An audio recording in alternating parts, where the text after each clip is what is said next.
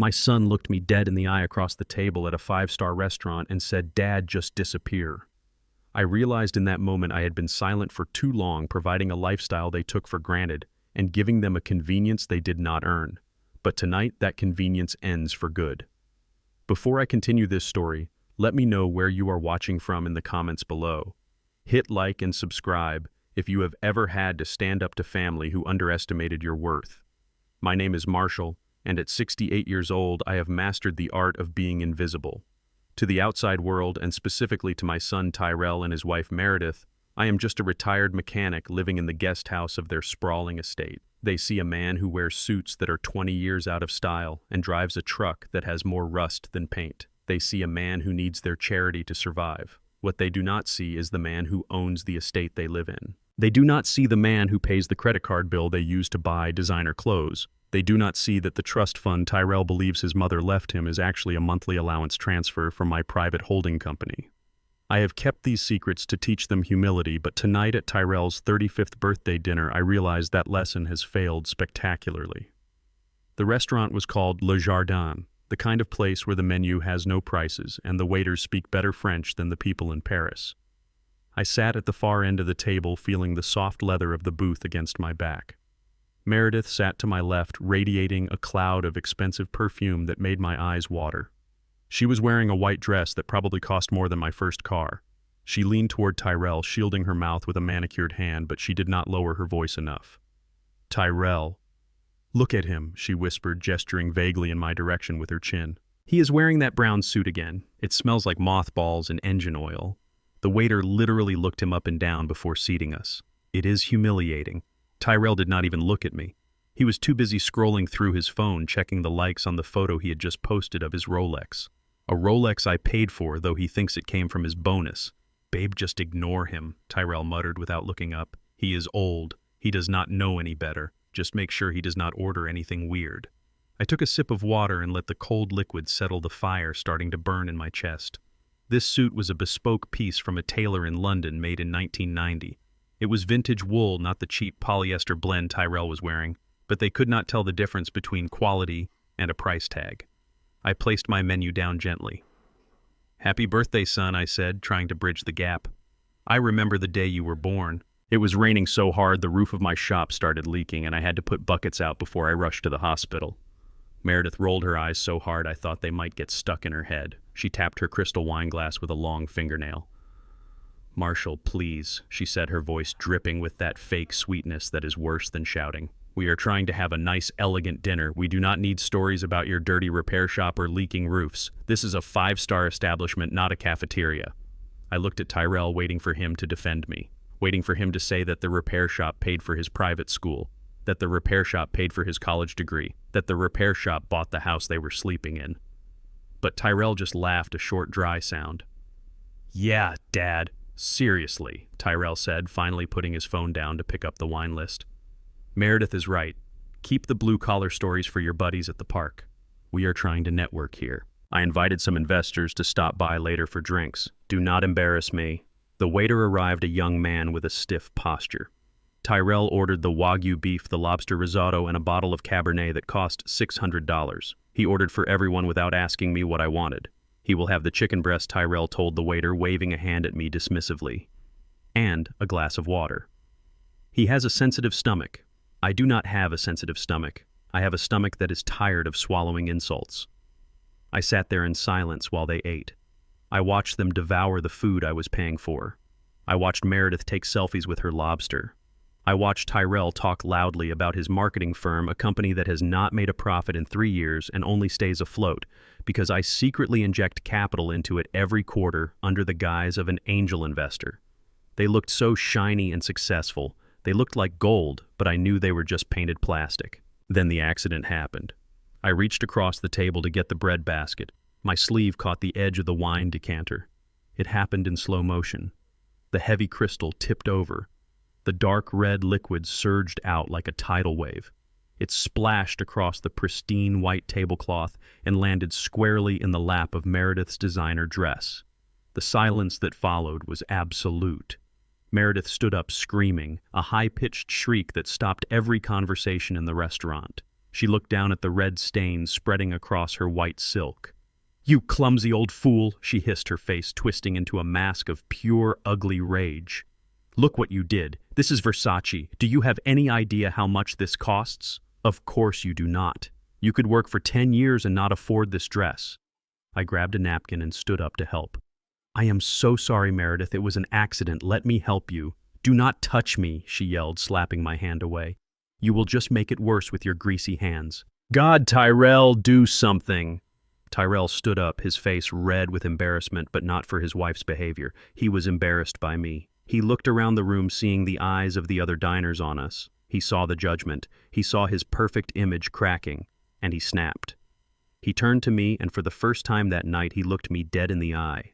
There was no love there, no respect, not even pity. Just cold, hard hatred. "Dad, stop it!" Tyrell roared. "Just stop. You ruin everything. You always have. You are like this dark cloud that follows us around, raining on our parade. Look at you. You are a mess. You are embarrassing." "Son, it was just wine," I said, my voice steady, though my heart was breaking. "It is not just wine," Tyrell shouted, throwing his napkin onto the ruined table. "It is you. It is your presence. You sit there looking like a beggar while we are trying to build a life. We bring you here out of pity, and you destroy it.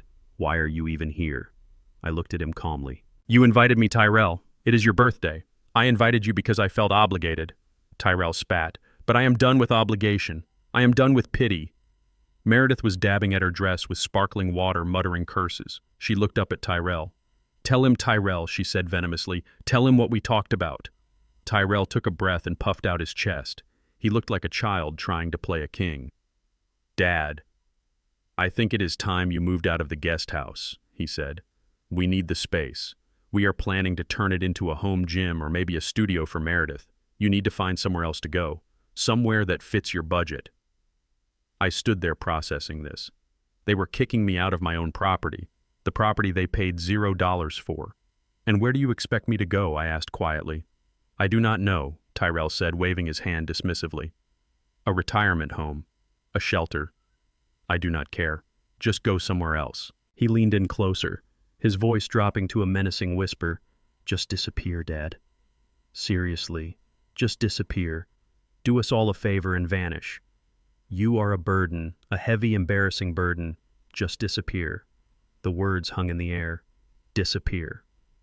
I looked at Meredith, who was smirking triumphantly. I looked at Tyrell, my son, who I had held when he had nightmares, who I had taught to ride a bike, who I had bailed out of debt more times than I could count.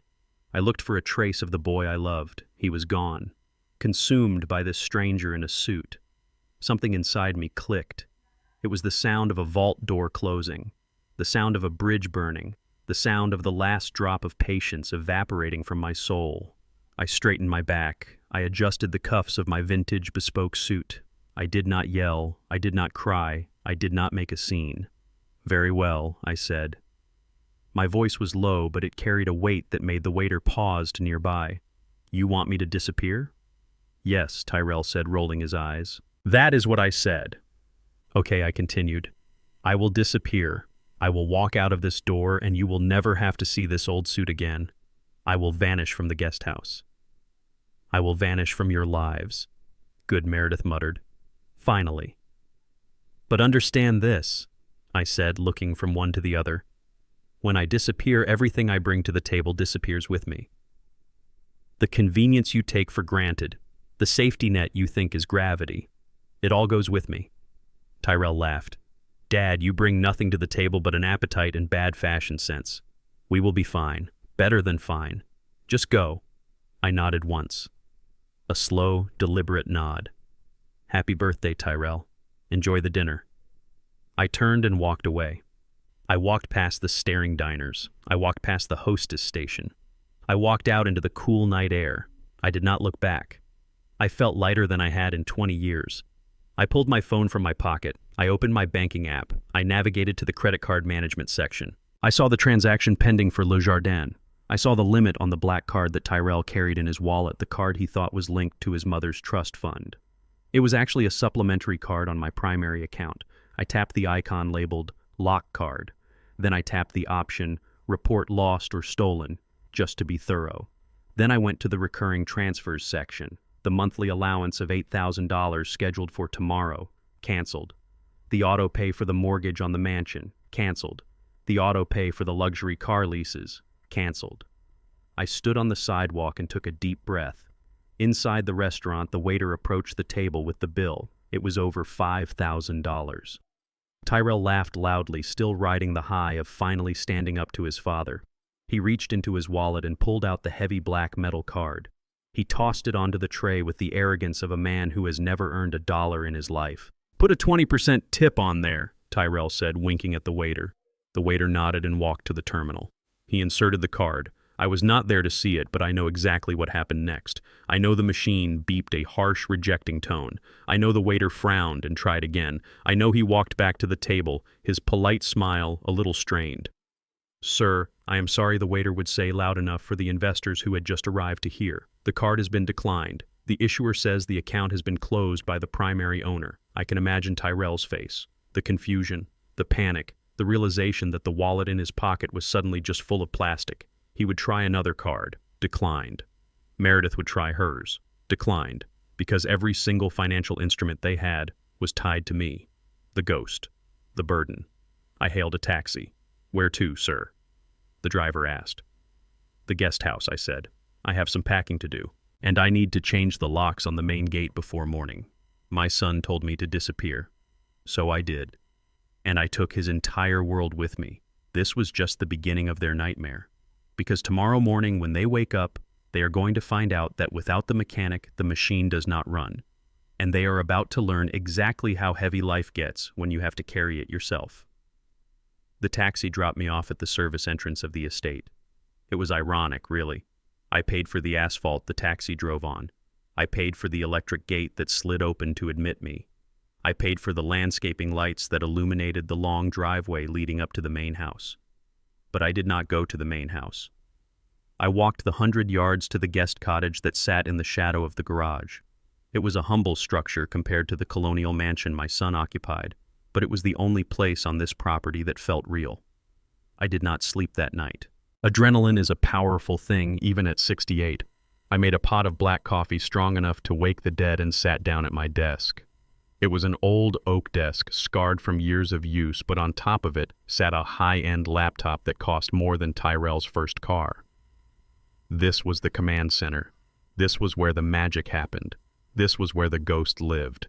I opened the laptop, and the blue light of the screen illuminated the small, dark room. I logged into the central management system I had built. It was a complex web of LLCs and holding companies designed to protect my assets, but also designed to funnel money seamlessly into Tyrell's life without him ever seeing the source. To him, it was just magic. The lights stayed on, the water ran, the internet was fast, the grass was cut.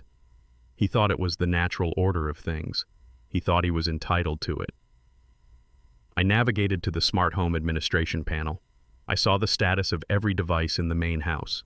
The thermostat was set to a chilly 68 degrees. The pool heater was running full blast. The lights in the empty home theater were on. Waste. Pure, unadulterated waste. I clicked on the user management tab. There were 2 admin accounts, one labeled Marshall King and one labeled Tyrell King. I selected Tyrell's account. I moved the cursor to the delete button. I did not hesitate. I clicked. Access revoked.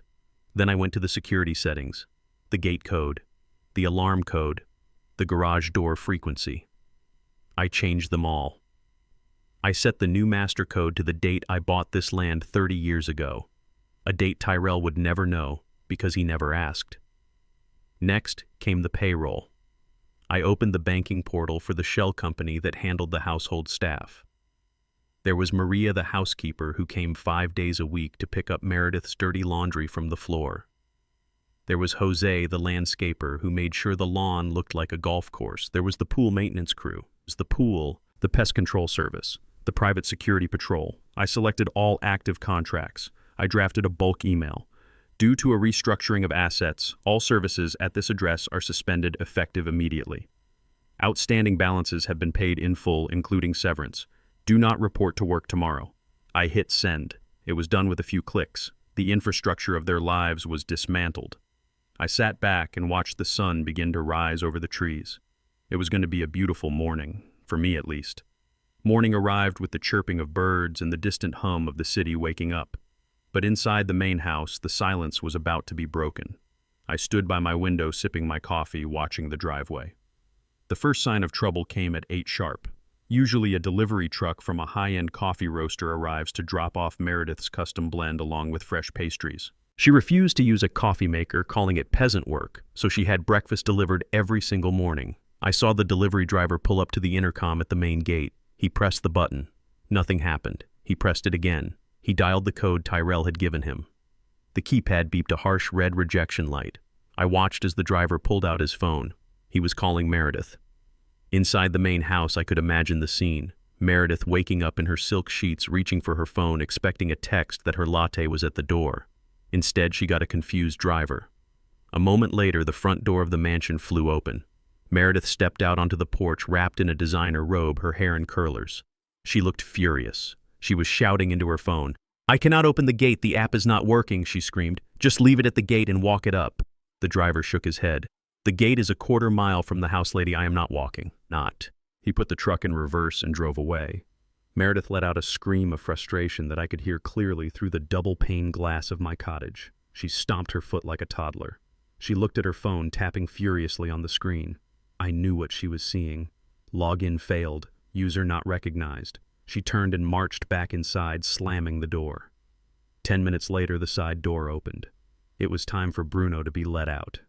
Bruno was a purebred Great Dane, a dog they bought for show and then ignored. Usually Maria, the housekeeper, would be there by now to feed him and walk him, but Maria was not coming. The dog ran out into the yard, barking loudly. He was hungry. He went to his bowl on the patio. It was empty. He barked again, looking at the door. Meredith appeared at the glass sliding door. She was banging on the glass. "Shut up, Bruno," she yelled. "Maria will be here any minute." But the minutes ticked by. 9 o'clock came and went. The trash bins at the side of the house were overflowing from the party the night before. Normally, the private sanitation service I paid for would have collected them by now. But the bins sat there, baking in the sun. The smell of lobster shells and stale wine began to waft through the air.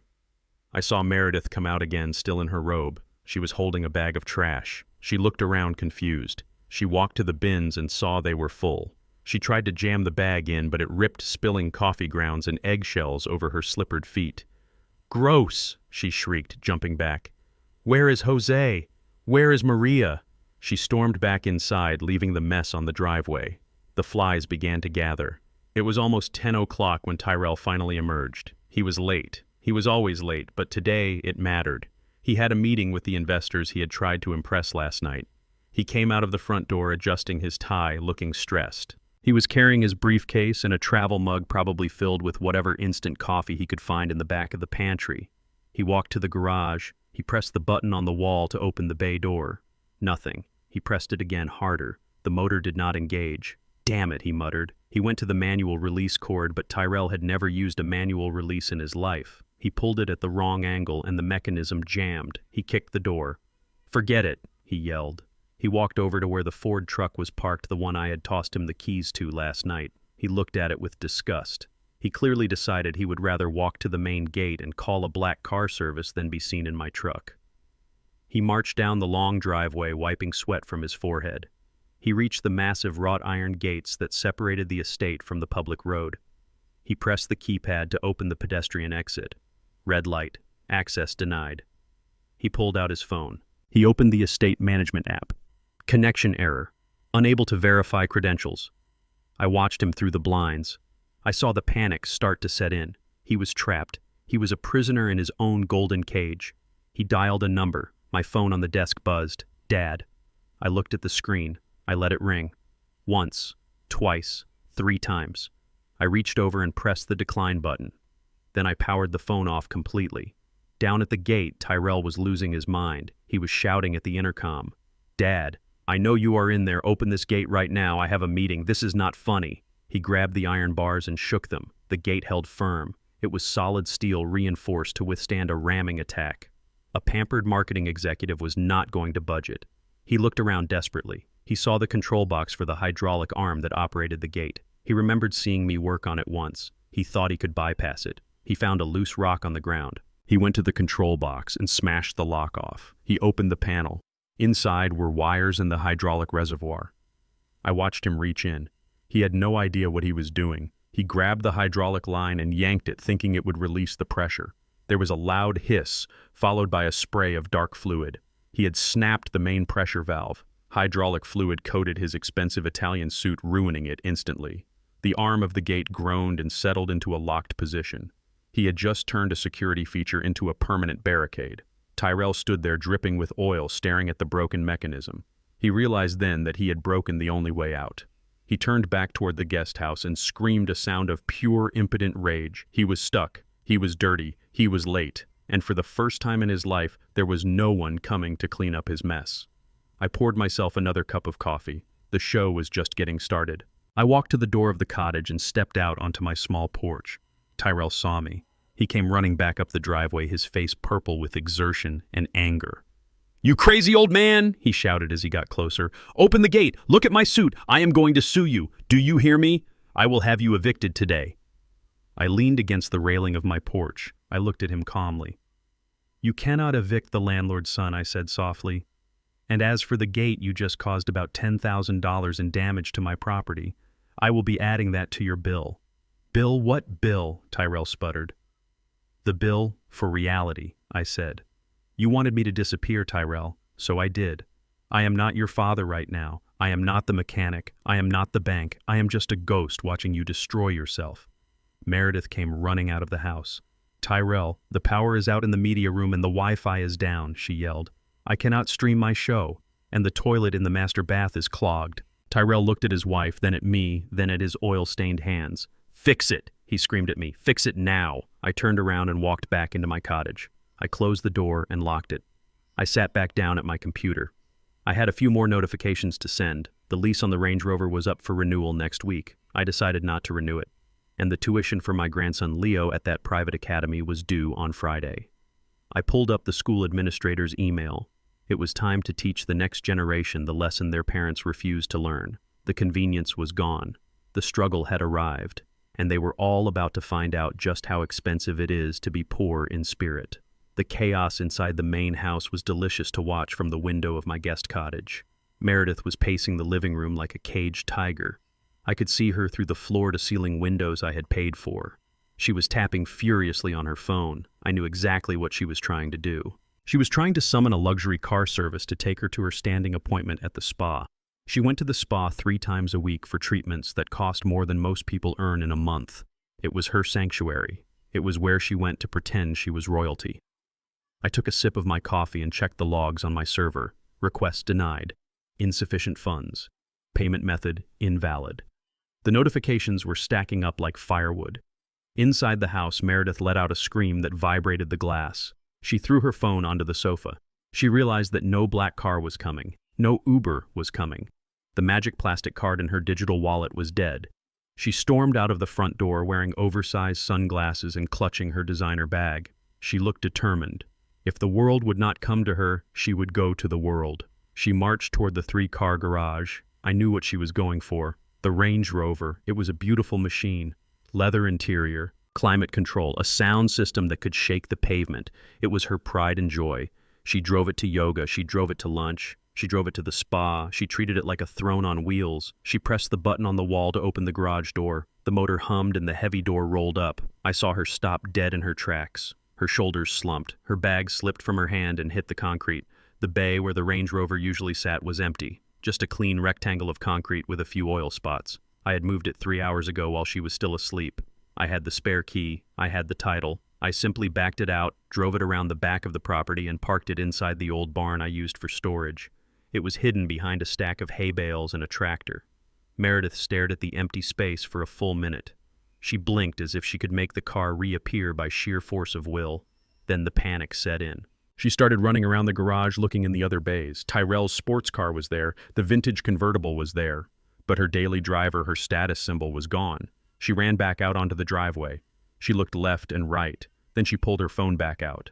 Her hands were shaking so hard she almost dropped it. She dialed 3 numbers. I knew who she was calling. "Police," she screamed into the phone.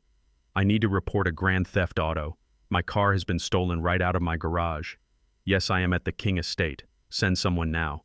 I watched her pace back and forth, hyperventilating. She looked like a woman whose entire reality was crumbling. She did not think to call me. She did not think to call Tyrell. She went straight to the authorities because in her mind this was a crime. Someone had taken what was hers. 20 minutes later, a patrol car rolled up to the gate. The officers had to get out and manually push the heavy iron gates open because the hydraulic arm was still broken from Tyrell's tantrum. They drove up the long driveway and parked behind Meredith. 2 officers stepped out. One was a tall man with graying hair. The other was younger. They looked at Meredith, who was waving her arms frantically. "Officer, thank God you are here," she yelled, running up to them. "Someone stole my Range Rover. It was here last night and now it is gone. Someone broke into our garage." The older officer took out a notepad. "Did you hear anything, Mom?" he asked calmly. "Was there any sign of forced entry?" "No," Meredith cried. "That is the scary part. They just walked in and took it. You have to find it. It has a tracker. Find it now." I finished my coffee and set the mug in the sink. It was time to make an appearance. I picked up a manila folder from my desk. Inside was the title to the Range Rover, the registration, and the bill of sale. All of them bore one name: Marshall King. I walked out of the cottage and down the driveway. I moved slowly with the gait of an old man who has nothing to hide. "Good morning, officers," I said, my voice calm and steady. Meredith spun around, her eyes narrowed. "What are you doing here, Marshall?" she hissed. "Go back to your shack. This is police business." The older officer looked at me. He saw an elderly black man in work clothes. Then he looked at Meredith, a young, hysterical white woman in designer clothes. I could see the calculation happening in his eyes. "Sir, do you know anything about this vehicle?" the officer asked me. "I do," I said, stopping a few feet away. "I know exactly where it is." Meredith gasped. "You saw them. You saw who took it. Why did you not say anything? Tell them which way they went." "I did not see anyone take it, Meredith," I said, looking her in the eye. "I moved it myself." Silence fell over the driveway. The birds stopped singing. The wind stopped blowing. Meredith looked at me with her mouth open. "You," she whispered. "You took my car." I turned to the officer. I handed him the folder. "Officer, there has been no theft. I am the legal owner of the vehicle in question. Here is the title. Here is the registration. I purchased the vehicle 2 years ago. I have been allowing my daughter-in-law to use it as a courtesy. However, due to recent disrespect and a change in family circumstances, I have decided to revoke that privilege. I moved the vehicle to a secure location on my property for safekeeping." The officer opened the folder. He reviewed the documents. He checked the VIN number listed on the title. He looked at his partner and nodded. "Everything seems to be in order here," he said. He handed the folder back to me. Meredith let out a shriek of rage. "That is a lie," she screamed, lunging toward me. "That is my car." "Tyrell gave it to me. It was a gift. You cannot just take it. Arrest him. He stole my car." The younger officer stepped between us, holding up a hand. "Mom, calm down," he said firmly. "If this gentleman is the registered owner on the title, then it is his car. He can do whatever he wants with it. If he wants to park it in a barn or drive it into a lake, that is his right. It is not theft. But it is mine." Meredith wailed, tears streaming down her face, ruining her makeup. "I drive it every day. My yoga mat is in the back." "Possession is not ownership, Mom," the older officer said. "Unless your name is on the title, this is a civil matter. It is a family dispute. It is not a crime." He looked at me with a hint of sympathy. He saw what was happening. He saw the dynamic. A hard-working father dealing with an entitled child. "Sir, do you need us to do anything else?" the officer asked me. "No, officer, thank you for coming out," I said. "I apologize for the waste of your time. My daughter-in-law is having a difficult morning." The officers tipped their hats and walked back to their patrol car. Meredith stood there trembling. She looked at the retreating police car, then she looked at me. Her face was twisted with hatred. "I hate you," she hissed. "You are a monster. How am I supposed to get to the spa? How am I supposed to go anywhere? You have legs, Meredith," I said coldly. "Or you can ask your husband to buy you a car. A real one, with his own money." She screamed again, a sound of pure frustration, and stomped back toward the house. She slammed the front door so hard the windows rattled. I stood there for a moment, feeling the warmth of the sun on my face. It was a small victory, but it felt significant. I had taken back the first piece of my empire. An hour later, I heard the sound of footsteps on gravel. Heavy, tired footsteps. I looked up from my garden where I was pulling weeds. Tyrell was walking up the driveway. He looked terrible. His expensive suit was stained with black hydraulic fluid from the gate. His shoes were covered in dust. He had walked all the way from the main road because the black car service he called refused to drive past the broken gate. He was sweating. His tie was undone. He looked like a defeated man. He saw me in the garden. He stopped. He stared at me with eyes that were red and angry. "Are you happy?" he shouted, his voice hoarse. "Look at me. I missed my meeting. I lost the account. I had to walk a mile in this heat." I stood up and brushed the dirt from my hands. "I am not happy, Tyrell," I said. "I am just indifferent. This is what you wanted. You wanted me gone. You wanted independence. This is what independence looks like. It looks like solving your own problems." He walked closer, his hands clenched into fists. "Meredith called me," he said. "She is hysterical. She says you stole her car. She says you called the cops on her." I corrected him. "She called the cops on me. I just showed them the paperwork. The car is mine, Tyrell, just like the house is mine. Just like the money in your pocket used to be mine." "Give it back," he demanded. "Give her the car back right now. She needs it." I laughed. It was a dry, humorless sound. "She does not need a Range Rover, Tyrell. She wants one. There is a difference you never learned." I reached into the pocket of my work pants. I pulled out a set of keys. They were not the electronic fob of a luxury vehicle. They were simple metal keys attached to a faded plastic tag. "If you need transportation, I have a solution," I said. I tossed the keys through the air. Tyrell instinctively caught them. He looked down at them. He recognized them. "What is this?" he asked, looking at me with disgust. "Those are the keys to the 1990 Ford F-150 parked behind the cottage," I said. "It has 200,000 miles on it. The air conditioning does not work. The radio only plays AM stations. But the engine is solid. It runs." Tyrell looked at the keys as if they were covered in slime. "You want me to drive that piece of junk?" he asked incredulously. "I am an executive. I cannot be seen in a farm truck." "Then walk," I said, turning back to my garden. "Or buy your own car. But the Range Rover stays with me. And the Tesla in the garage, I am repossessing that too later today." Tyrell stood there shaking. He looked at the keys in his hand. He looked at the long driveway leading back to the road. He looked at his ruined suit. "You are enjoying this, aren't you?" he spat. I stopped and looked at him one last time. "No, son. I am not enjoying this. This is the hardest thing I have ever had to do. Watching you fail is not a joy. It is a tragedy. But it is a necessary tragedy. You told me to disappear, so I did. And my cars disappeared with me. My money disappeared with me. My help disappeared with me." I pointed to the keys in his hand. "That truck is the only charity you are going to get from me from now on. It is the truck I drove when I built this life. Maybe if you drive it, you will learn what it feels like to work for something." I went back to my weeding. Tyrell stood there for a long time. I could feel his eyes on my back. He wanted to throw the keys at me. He wanted to scream. He wanted to break something. But he knew he was trapped. He had no money. He had no car. He had no way out. Finally, I heard him turn and walk away. He walked toward the cottage, toward the old rusty Ford. A moment later, I heard the engine cough and sputter to life. It was a loud, rough sound, a sound of hard work. He backed the truck out, gears grinding. He drove past me, staring straight ahead, his face burning with shame. He drove toward the house to pick up his weeping wife. I watched the dust settle on the driveway. The silence returned. Phase 1 was complete. They were mobile, but they were humbled. They were living in a mansion they could not power, driving a truck they hated, and wearing clothes they could not replace. But the real lesson was just beginning. Because tomorrow the utilities would be fully cut, and tomorrow the lawyer would arrive with the eviction notice. They thought the bottom had fallen out of their world. They were wrong. They were still falling, and the ground was coming up fast. I went back to my garden preparing the soil for new growth. Sometimes you have to burn the field to save the farm, and I was holding the matches.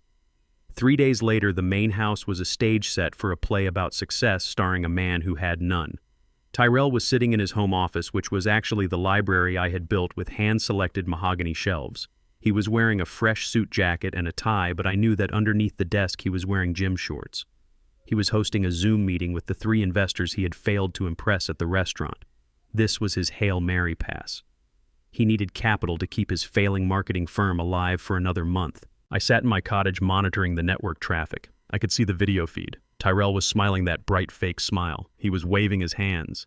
He was talking about stability. He was talking about long-term infrastructure. He was lying through his teeth. Gentlemen, he said, his voice smooth and confident. My company is built on a foundation of solid assets. We own our own servers. We own our own real estate. We are self-sufficient. I took a sip of my iced tea. Self-sufficient. The irony was almost too rich to swallow. The very internet connection he was using to broadcast his lies was paid for by my holding company. The electricity powering his ring light and his multiple monitors was billed to me. The air conditioning keeping him cool while he sweated out his lies was my expense. I looked at the clock. It was 2 p.m. The sun was beating down on the slate roof of the mansion. It was 90 degrees outside. Inside it was a cool 70. I opened the utility management portal on my laptop. I had submitted the disconnect request 48 hours ago. The power company had processed it this morning. The internet service provider had received the termination notice yesterday. They were just waiting for the final command. I watched Tyrell on the screen. So as you can see, he said, leaning into the camera, an investment in King Marketing is an investment in uninterrupted growth. We never go offline. We are always on. I moved my mouse to the execute button. Goodbye, Tyrell, I whispered. I clicked. The effect was instantaneous. On my monitor, the video feed of Tyrell froze. His face was stuck in a confident smirk that looked more like a grimace. Then the feed cut to black. Connection lost. Inside the main house, the hum of the central air conditioning unit died with a shudder. The lights in the library flickered and went out. The multiple monitors on Tyrell's desk went black. The electronic hum of the refrigerator in the kitchen silenced. The smart blinds that were halfway down stopped moving. Silence descended on the mansion. It was a heavy, thick silence. I walked to the window of my cottage. I could hear Tyrell screaming from the library. It was a primal sound of frustration. He had been cut off mid-sentence in the most important meeting of his life. He had just promised uninterrupted growth, and the universe had answered with a total blackout. I watched as he stormed out of the front door. He was holding his phone up to the sky, trying to get a signal. He was frantic. He looked like a man drowning on dry land. He dialed a number. He was calling the power company. I knew this because he put it on speakerphone and screamed at the automated voice prompt. "Representative," he yelled. "Get me a human being right now. Do you know who I am?" He paced back and forth on the driveway, sweating in the afternoon heat. Finally, a human voice answered. "Customer service, how can I help you?" "You cut my power," Tyrell shrieked. "I am in the middle of $1 million meeting. Turn it back on. I pay my bills. This is a mistake. I am going to sue you for lost wages." "Sir, can I get the account number or the address?" the operator asked calmly. Tyrell rattled off the address. He did not know the account number because he had never seen a bill in his life. "One moment, sir, let me check the status of that location." Tyrell tapped his foot impatiently. He wiped sweat from his forehead. The heat was already starting to radiate off the asphalt. "Sir, I see the issue here," the operator said. "Service at that address was voluntarily disconnected about 10 minutes ago." "Disconnected," Tyrell yelled. "I did not disconnect anything. Who authorized this?" "The request came from the account holder, Mr. Marshall King," the operator said. "He stated that the property is being vacated and there are no legal residents currently on the premises. He requested a full shutoff of electricity, gas, and high-speed internet effective immediately." Tyrell stopped pacing. He stood frozen in the driveway. "No legal residents," he whispered. "That is correct, sir," the operator continued. "Since the account holder indicated the home is empty, we shut it down to prevent safety hazards. If you wish to establish service in your own name, we can certainly do that. We would just need a deposit of $500, a credit check, and proof of lease or ownership. The earliest we can send a technician to reconnect would be next Tuesday." "Next Tuesday?" Tyrell stammered. "But I need it now." "I am sorry, sir, that is the best we can do. Would you like to proceed with the credit check?" Tyrell hung up the phone. He let his hand drop to his side. He looked at the massive house looming over him. For the first time he realized it was just a shell. It was a pile of bricks and wood and glass. Without the lifeblood of electricity and data, it was a tomb. He did not own the power. He did not own the connection. He did not even own the right to be there according to the utility company. He was a squatter in a mansion. He looked toward my cottage.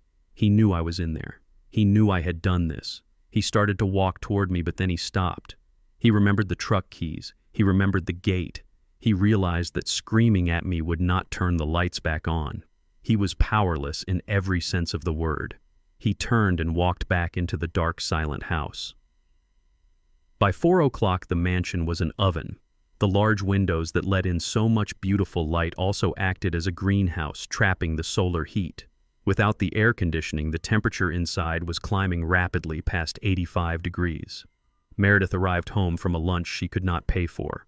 She had stormed out earlier after realizing she had no car, hoping to use a friend's credit card, but that friend had apparently declined to foot the bill. She walked up the driveway, sweating, her makeup starting to run. She entered the house and I heard the scream almost immediately. "Why is it so hot in here?" she yelled. "Tyrell, fix the air. I am melting." She ran upstairs to the master bedroom. I watched on my security monitor. My cottage ran on a separate solar grid with a backup generator. My power was fine, my internet was fine, and my security cameras, which were hardwired into my systems, were still recording every moment of their misery. I saw Meredith enter the massive walk-in closet. This was her sanctuary.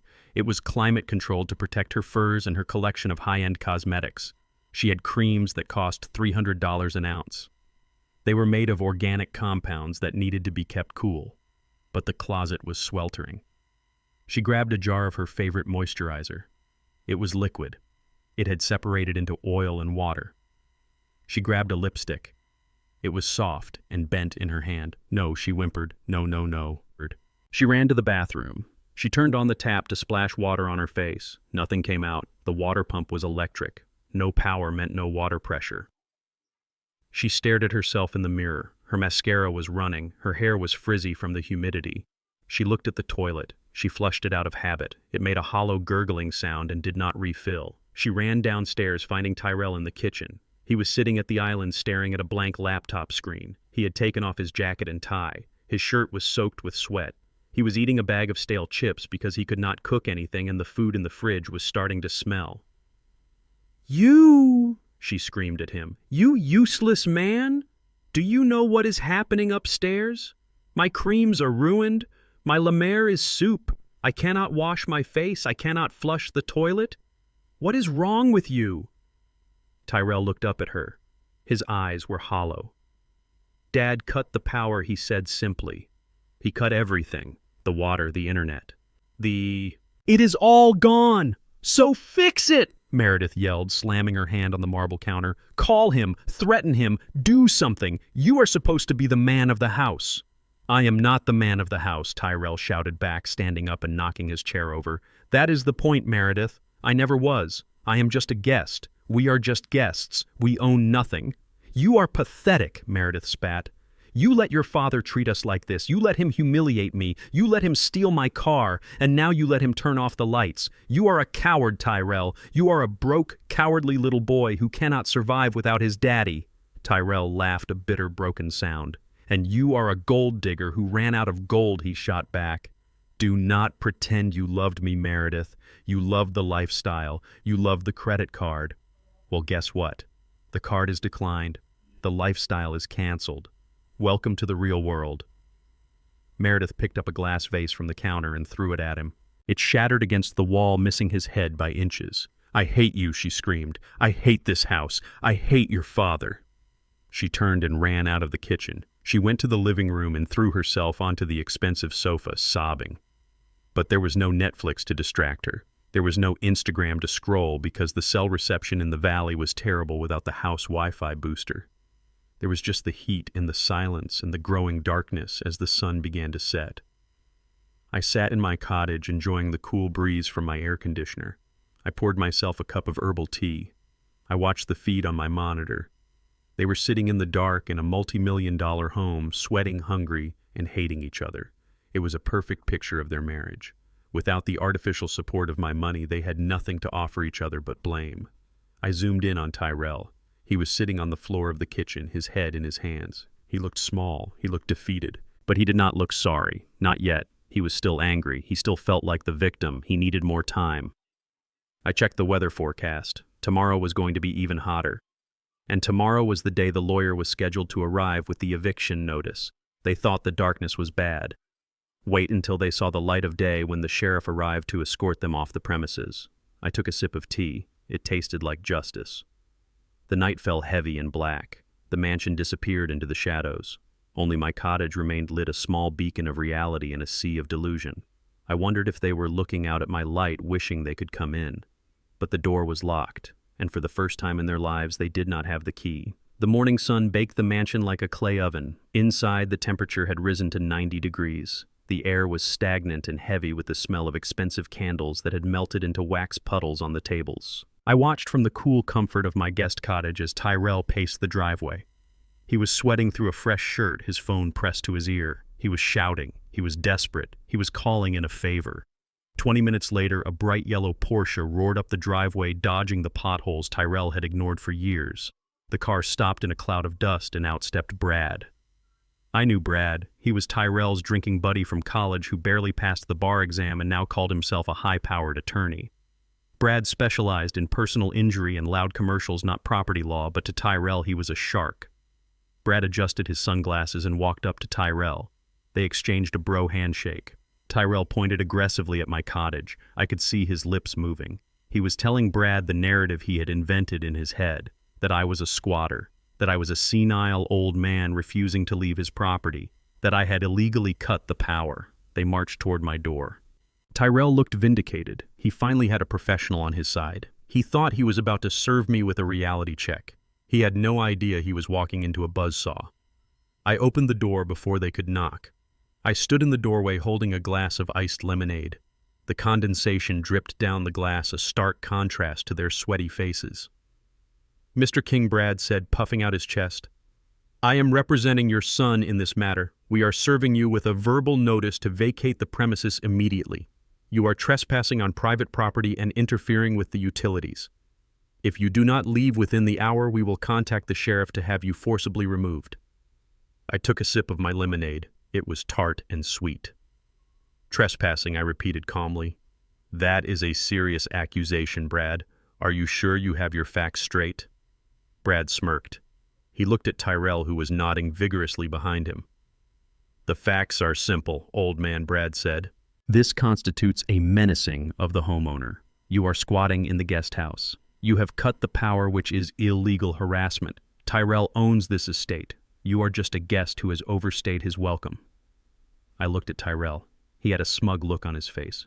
He really believed it. He had lived here for 10 years without paying a dime, and somewhere along the way he had convinced himself that possession equaled ownership. He thought the magic money fairy had put his name on the deed. Tyrell, I said softly, did you ever actually read the closing documents when we moved in here? Did you ever sign a single piece of paper regarding this house? Tyrell frowned. Mom left it to me, he stammered. It was in the trust. You just managed it until I was 30. I shook my head. Your mother left you a collection of jewelry and a heart full of love, Tyrell. She did not leave you a $5 million estate. She died before this house was even built. Brad stepped forward, waving a finger in my face. Listen, pal, do not try to confuse the issue with ancient history. The deed is public record. We can pull it up right now and prove you are nothing but a squatter. Please do, I said. I gestured to the tablet Brad was holding. Go ahead. Search the county assessor database. It is free. I will wait. Brad looked at me suspiciously. He tapped on his screen. He navigated to the property search portal. He typed in the address. Tyrell watched him closely, waiting for the moment of triumph. Brad scrolled down the screen. His brow furrowed. He stopped scrolling. He squinted at the text. He swiped up and down again as if he thought the screen was glitching. What is it? Tyrell asked impatiently. Tell him, Brad. Tell him it is my house. Brad looked up at Tyrell slowly. His arrogance had evaporated. He looked confused. Tyrell, he said, his voice lower. Your name is not on here. Tyrell laughed nervously. Do not be stupid, Brad. Of course it is. Look again. Maybe it is under my middle name. Brad turned the screen so Tyrell could see it. Owner of Record King Holdings, LLC. Tyrell stared at the words. Okay, so what Tyrell said. That is the trust, right? That is my company. Mom set it up. I am the beneficiary. I stepped out onto the porch. King Holdings LLC is not a trust. Tyrell, I said, it is a limited liability company formed in the state of Delaware 35 years ago. It is a holding company for real estate assets. I looked at Brad. Brad, as a lawyer, you know how to search for corporate officers, right? Search the Secretary of State database for King Holdings LLC. See who the registered agent is. See who the sole managing member is. Brad's fingers flew across the screen. He was sweating profusely now, and it was not just the heat. He found the filing. He opened the PDF. He went pale. He looked at me with wide eyes. Marshall King Brad whispered, Chief Executive Officer, sole signatory. Tyrell snatched the tablet from Brad's hands. He stared at the document. He saw my signature at the bottom, a signature he had seen on birthday cards and report cards his entire life. This is a mistake, Tyrell shouted, throwing the tablet back at Brad. This is a forgery. You stole it. You stole my company. I did not steal anything, I said, my voice hardening. I built it. I built it while you were sleeping till noon. I built it while you were playing video games. I built it while you were failing out of 3 different colleges. King Holdings is me, Tyrell. The house, the cars, the land, it is all me. You do not own a brick. You do not own a blade of grass. You are a tenant, and a bad one at that. Brad took a step back. He realized he had just threatened the actual owner of the property with eviction. He realized he was standing on legal quicksand. Tyrell, listen, man, Brad said, holding up his hands. I cannot get involved in this. If he owns the LLC, he owns the house. This is way above my pay grade. I do not do corporate litigation. You are my lawyer, Tyrell screamed, grabbing Brad's lapels. Do something. I am your friend, Tyrell, Brad said, pushing him away. And I am not losing my license for harassment. You told me you owned the place. You lied to me. Brad turned and practically ran to his yellow Porsche. He jumped in, revved the engine, and sped away, leaving Tyrell standing alone in the driveway. Tyrell looked at me. The reality was crashing down on him. The foundation of his world was gone. He was not a wealthy heir. He was a charity case. But I was not done.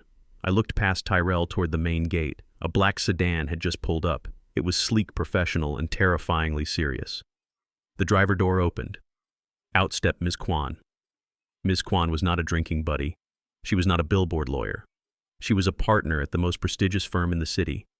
She handled mergers, acquisitions, and high-asset divorces. She cost $600 an hour, and she was worth every penny. She wore a sharp navy suit that seemed immune to the heat. She carried a leather briefcase. She walked up the driveway, her heels clicking rhythmically on the pavement. She did not look at Tyrell. She walked straight to me. Good afternoon, Mr. King, she said, shaking my hand. I have the documents prepared as requested. Thank you, Ms. Kwan, I said. Please introduce yourself to my son. She turned to Tyrell. Her expression was blank, professional, and cold. Mr. Tyrell King, she said, I am representing your father and King Holdings LLC in this matter. She opened her briefcase and pulled out a thick stack of papers stapled with a blue legal cover. This is a formal notice to quit, she said, handing the stack to Tyrell. He took it automatically, his hands shaking. You are currently occupying the premises at 1200 Oak Creek Drive without a valid lease agreement, she continued. Your verbal license to occupy the property has been revoked by the owner effective immediately due to gross misconduct, destruction of property, specifically the security gate, and creating a hostile environment. Tyrell stared at her, unable to speak. You have 2 options, Ms. Kwan stated, her voice cutting through the humid air like a knife. Option 1. You and your wife Meredith vacate the premises completely within 48 hours. You will remove only your personal effects. Any furniture, artwork, or appliances purchased by King Holdings LLC must remain. She paused to let that sink in. Option 2. If you wish to remain on the premises, you must execute a formal lease agreement. I have prepared a draft for your review. She pulled out another document. The rent has been assessed at fair market value for a fully furnished estate of this size and location. The monthly rent will be $15,000. $15,000, Tyrell choked out. That is impossible. I do not have that kind of money. In addition, Ms. Kwan continued, ignoring his outburst, due to your lack of credit history and recent employment instability, we will require a security deposit equal to 3 months' rent plus the first and last month up front. That is a total move and cost of $75,000 payable by certified check within 24 hours. Tyrell dropped the papers. They scattered on the gravel driveway. $75,000, he whispered. I do not have $75. Then, I suggest you start packing, Ms. Kwan said, closing her briefcase. If you are not off the property by noon on Thursday, the sheriff will be contacted to perform a forcible detainer. That means they will physically remove you, and your belongings will be placed on the curb. She turned back to me. Is there anything else, Mr. King? No, Mrs. Kwan, that covers it, I said. Thank you for your time. She nodded, walked back to her car, and drove away with the precision of a heat-seeking missile. Tyrell fell to his knees. He was surrounded by the legal papers lying in the dirt. The sun beat down on him. The hydraulic fluid on his suit was sticky and hot. He looked up at me. His eyes were wide with terror, genuine terror. For the first time in 35 years, he truly understood his position in the world. He was homeless. He was broke. And he was alone. Dad, he rasped. You cannot do this. Where will we go? We have nowhere. I looked down at him from the porch. You have the truck, Tyrell, I said, pointing to the old Ford. It has a bench seat. It is surprisingly comfortable if you curl up. But, Meredith, he cried, she will leave me. If I lose this house, she will leave me. I took a sip of my lemonade. If she leaves you because you lost a house you never owned, then she was never really with you, Tyrell, I said. She was with the house. I turned to go back inside. 48 hours, son, I said over my shoulder. And remember to clean up the trash you left on the driveway before you go. King Holdings likes its property kept tidy. I closed the door and locked it.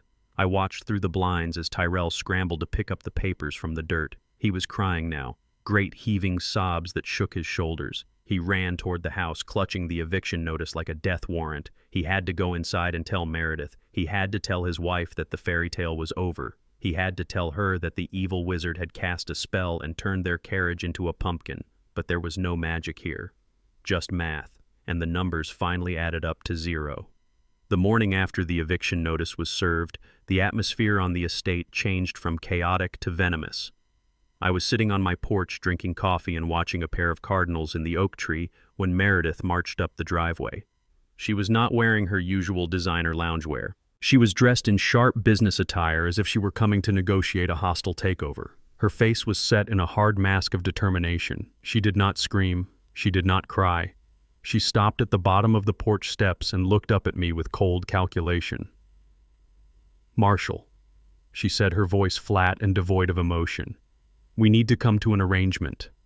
I looked down at her. I did not offer her a seat. The arrangement was explained by Ms. Kwan yesterday, Meredith, I said. You have 36 hours left to vacate. Meredith laughed a dry, brittle sound. Forget the lawyer, she said. This is between us. You think you hold all the cards because you own the house and the cars. You think you can starve us out. But you forgot one thing, the most important thing.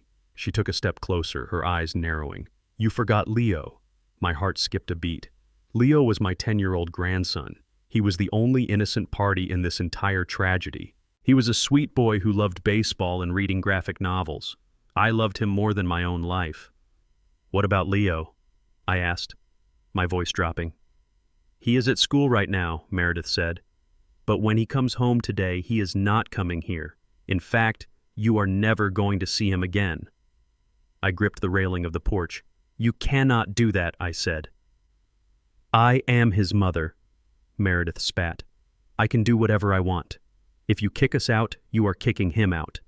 And if we leave this property, I will make sure we move to the other side of the country. I will block your number. I will burn his photos of you. He will grow up thinking his grandfather died or abandoned him. You will miss his graduation. You will miss his wedding. You will die alone, Marshall, without ever seeing his face again. She let the threat hang in the air. It was cruel. It was nuclear. She knew exactly where to strike to hurt me the most. However, she continued smoothing her skirt. If you sign the deed over to Tyrell today, we can forget all of this. You can stay in the guest house. You can see Leo every day. We will be a happy family again. Just sign the papers, Marshall. It is a small price to pay for your grandson. She was holding him hostage. She was using a 10-year-old boy as a bargaining chip for real estate. I looked at her and I felt a wave of nausea. But beneath the nausea was a cold, hard resolve. She had crossed the final line. She had brought an innocent child into her war. Get off my porch, Meredith, I said quietly. She smiled triumphantly. Think about it, Marshall. You have until Leo gets out of school at 3 o'clock. If the deed is not signed by then, you will never see him again." She turned and walked back to the main house, her hips swaying with the confidence of someone who thinks they just won the lottery. I went inside and sat down at my desk. My hands were shaking, not from fear but from rage. She wanted to use Leo as a weapon. She wanted to leverage his life, his future, and his education against me. I looked at the calendar on the wall. It was marked with Leo's schedule, soccer practice, piano lessons, and the tuition due date for St. Augustine's Preparatory Academy. St. Augustine's was the most elite private school in the state. It cost $40,000 a year. It was the center of Meredith's social universe. Being a St. Augustine's mom was her identity. It was where she rubbed elbows with senators' wives and tech billionaires, and I paid every single cent of it. I pulled out my phone. I did not call Tyrell. I did not call the lawyer. I dialed the number for the headmaster of St. Augustine's. Headmaster Sterling's office, a secretary answered. "This is Marshall King," I said. "I need to speak with him immediately regarding the tuition for Leo King."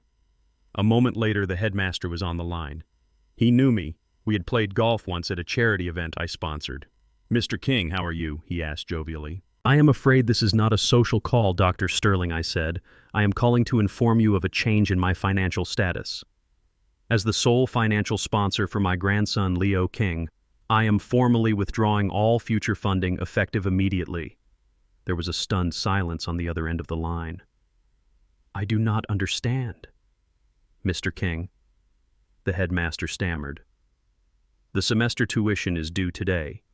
If it is not paid, he cannot attend. I finished for him. I know the policy, doctor. No pay, no play. But sir, this is highly irregular.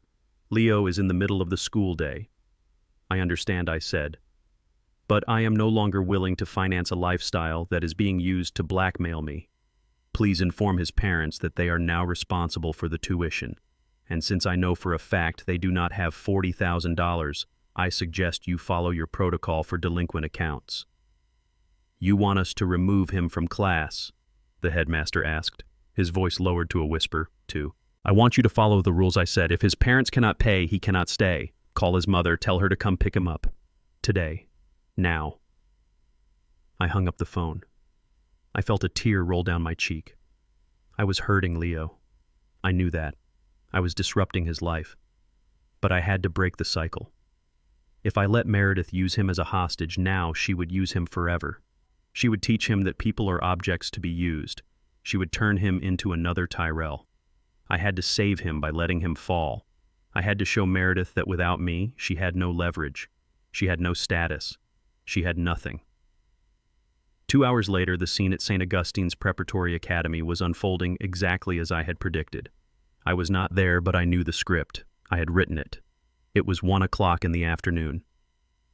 The pickup line for the half-day kindergarten was forming, but Leo was in the 4th grade. He should have been in history class learning about the founding fathers. Instead, he was sitting in the front office. The school secretary had walked into his classroom and whispered to the teacher. Leo had been asked to pack his bag. He walked out of the room, confused, his classmates watching him. He sat in the administrative office, staring at his feet, wondering what he had done wrong. Meanwhile, Meredith received the call. She was sitting in the sweltering mansion waiting for me to surrender. When her phone rang, she probably thought it was me calling to beg for mercy. Instead, it was Dr. Sterling. "Mrs. King," the headmaster would say, "I regret to inform you that the financial sponsorship for Leo's tuition has been revoked by Mr. Marshall King. The current semester balance is outstanding. Per school policy, we cannot allow a student to remain in class with an unfunded account." I can imagine the blood draining from her face. "What do you mean revoked?" she would scream. "He cannot do that. That is my son's school. He has done it, Mrs. King. We need you to come collect Leo immediately. Unless you would like to provide an alternate form of payment right now. A credit card, perhaps." Meredith had no credit cards. They were all dead. She had no cash. She had no car. She had to get to the school. The school was 5 miles away in the most affluent neighborhood in the city. She ran out of the house. She saw the empty garage. She saw Tyrell sitting on the porch, head in his hands. "Give me the truck keys," she screamed at him. "I have to get Leo. Your father got him kicked out of school." Tyrell looked up, dazed. He tossed her the keys to the rusty 1990 Ford F-150. Meredith climbed into the truck. The seat was torn vinyl. The cab smelled of old tobacco and gasoline. She turned the key. The engine roared to life with a sound like a tractor. A cloud of blue smoke puffed out of the exhaust. She drove that monstrosity out of the estate gates. She ground the gears. She sweated in the heat because the windows were stuck halfway down. She pulled up to St. Augustine's. The pickup line was filled with Mercedes Lexus and Teslas. The mothers were standing in groups chatting about galas and summer homes. They looked perfect. They looked rich. And then Meredith arrived. The old Ford truck rattled up the cobblestone driveway, backfiring loudly. It was a stain on a pristine painting. The other mothers stopped talking. They turned and stared. They saw Meredith King, the woman who always bragged about her husband's marketing firm, driving a vehicle that looked like it belonged in a scrapyard. Meredith parked the truck crookedly, taking up 2 spaces. She jumped out, slamming the heavy metal door. She tried to run into the school with dignity, but it is hard to be dignified when you are sweating, covered in dust from a truck cab, and everyone is looking at you with pity. She burst into the office. "This is illegal," she shouted at the receptionist. "You cannot kick my son out. I will sue this school." "Mrs. King, please lower your voice," Dr. Sterling said, stepping out of his office. "Leo is right here." Leo looked up at his mother. He saw her disheveled state. He saw the fear in her eyes. "Mom, what happened?" Leo asked. "Why did I have to leave class?" Meredith grabbed his hand. "We are leaving Leo," she said. "They do not deserve us. Your grandfather did this. He is a sick man." She dragged him out of the office. They walked past the line of staring mothers. These were the women Meredith had tried so hard to impress. These were the women she had lied to for years, pretending to be one of them. "Is everything okay, Meredith?" one of them asked a woman named Cynthia, who was the head of the PTA. Meredith did not answer. She could not. The shame was a physical weight crushing her chest. She realized in that moment that she was not one of them. She never had been. She was a guest at the party, and the host had just turned on the lights and told everyone to go home. She shoved Leo into the passenger seat of the rusted truck. She climbed in the driver's side. She struggled to get it into reverse. The gears shrieked. The other mothers covered their ears. Meredith peeled out of the parking lot, leaving a trail of black smoke. She drove home in silence. Leo was crying softly. "Why did Grandpa do this?" he asked. "Because he hates us." Meredith lied. "Because he wants to hurt us." But deep down she knew the truth. Marshall did not hate them. He was exposing them. He was stripping away the costume she had been wearing for 10 years. He was showing her exactly who she was without his money. She was nobody. Back at the estate, she dragged Leo into the house. Tyrell was waiting in the kitchen. "They kicked him out," Meredith said, throwing the keys on the table. "He humiliated me, Tyrell. In front of Cynthia, in front of everyone, I had to drive that truck." Tyrell looked at his son. "Go to your room, Leo," he said gently. Leo ran upstairs. Tyrell looked at Meredith. "You tried to blackmail him, didn't you?" Tyrell said. "You told him he could not see Leo." Meredith wiped her face. "It was the only leverage we had."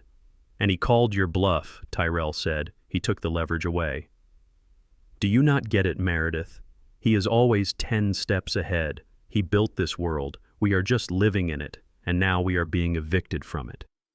Meredith sank to the floor. The fight was draining out of her. She looked around the dark, hot kitchen. "We have to leave," she whispered. "We cannot stay here. We cannot win." "No," Tyrell said. "We cannot." But the worst part was not the heat. It was not the darkness.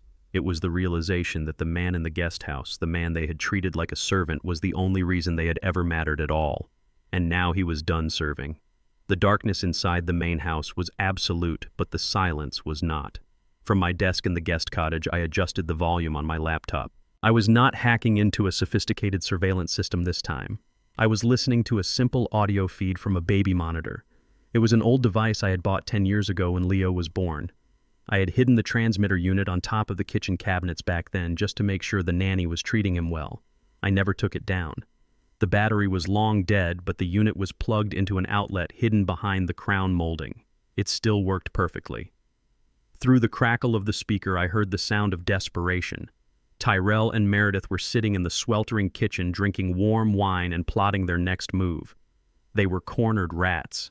The eviction clock was ticking down. Leo was gone. Their credit was destroyed. They had reached the point where morality dissolves and survival instinct takes over. "We cannot leave Tyrell." Meredith hissed, her voice distorted by the static. "If we leave, we lose everything. We have to take control. We have to take the power back." How Tyrell asked, sounding defeated.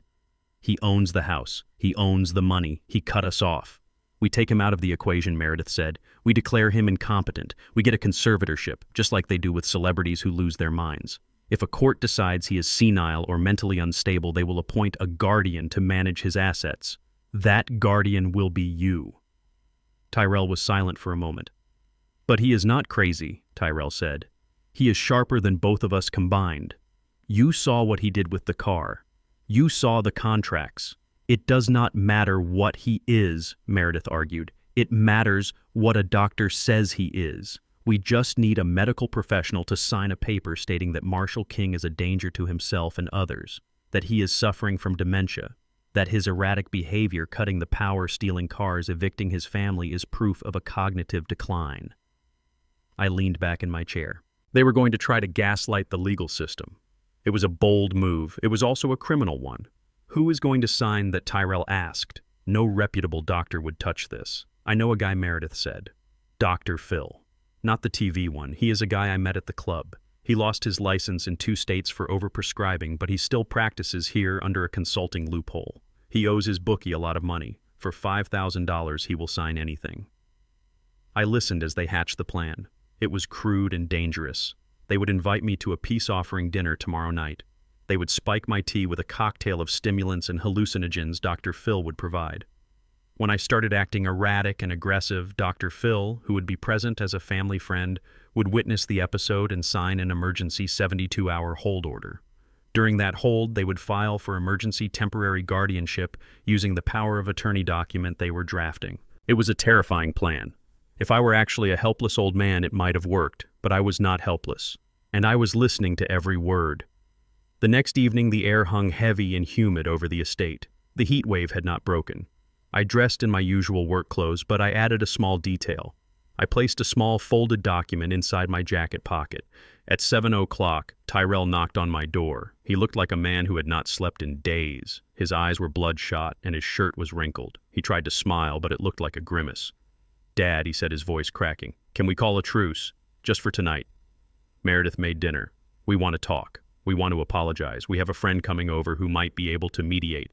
I looked at him. I saw the tremor in his hands. He was terrified of what he was about to do, but he was going through with it. Greed is a powerful anesthetic for the conscience. "I will come, Tyrell," I said. "I am starving."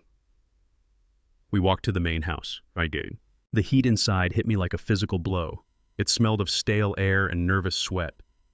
Meredith was in the kitchen stirring a pot of pasta. She was wearing a sundress and a smile that was so brittle I thought it might shatter if she spoke. Sitting at the dining table was a man who could only be Dr. Phil. He was sweating profusely, wiping his forehead with a dirty handkerchief. He wore a linen suit that was too tight, and he had the shifting eyes of a man looking for the exit. "Marshall. This is Phil," Meredith said, gesturing with the spoon. "He is an old friend. He wanted to meet you." Dr. Phil stood up and offered a damp hand. "Pleasure to meet you, sir," he mumbled. "I hear you have been having a rough week." I shook his hand. I did not squeeze. I let my hand go limp, a subtle act of frailty. "It has been confusing," I said, playing the part. "Very confusing. One day I have a car, the next day I do not. I forget where I put things." Meredith and Tyrell exchanged a quick look. I saw the hope ignite in their eyes. They thought the stress was already breaking me. They thought I was doing their work for them. "Sit down," Dad Tyrell said, pulling out a chair. "Let me get you some iced tea." I sat. I watched Tyrell go to the kitchen island. His back was to me, but I saw him reach into his pocket. I saw him pour a small vial of clear liquid into the tall glass of tea. He stirred it quickly with his finger, then wiped his hand on his pants. He brought the glass over and set it in front of me. The ice clinked innocently against the glass. "Here you go," Dad Tyrell said. "Drink up. You look dehydrated. Dehydration is bad for the memory." I looked at the glass.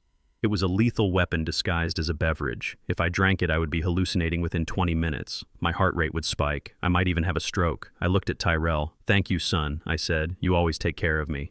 I lifted the glass. I brought it to my lips. I saw them all lean forward. Meredith stopped stirring the pasta.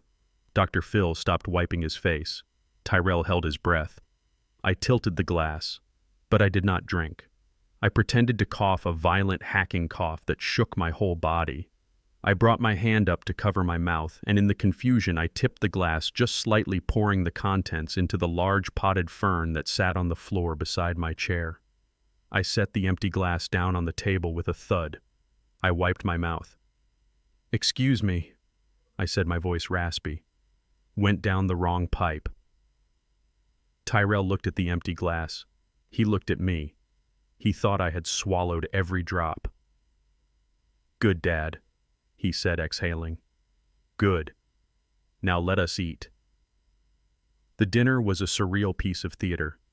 We ate overcooked pasta in the sweltering heat while waiting for a drug that was never going to kick in to take effect. I decided to help them out.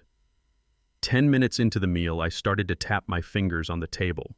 Rapid, rhythmic tapping.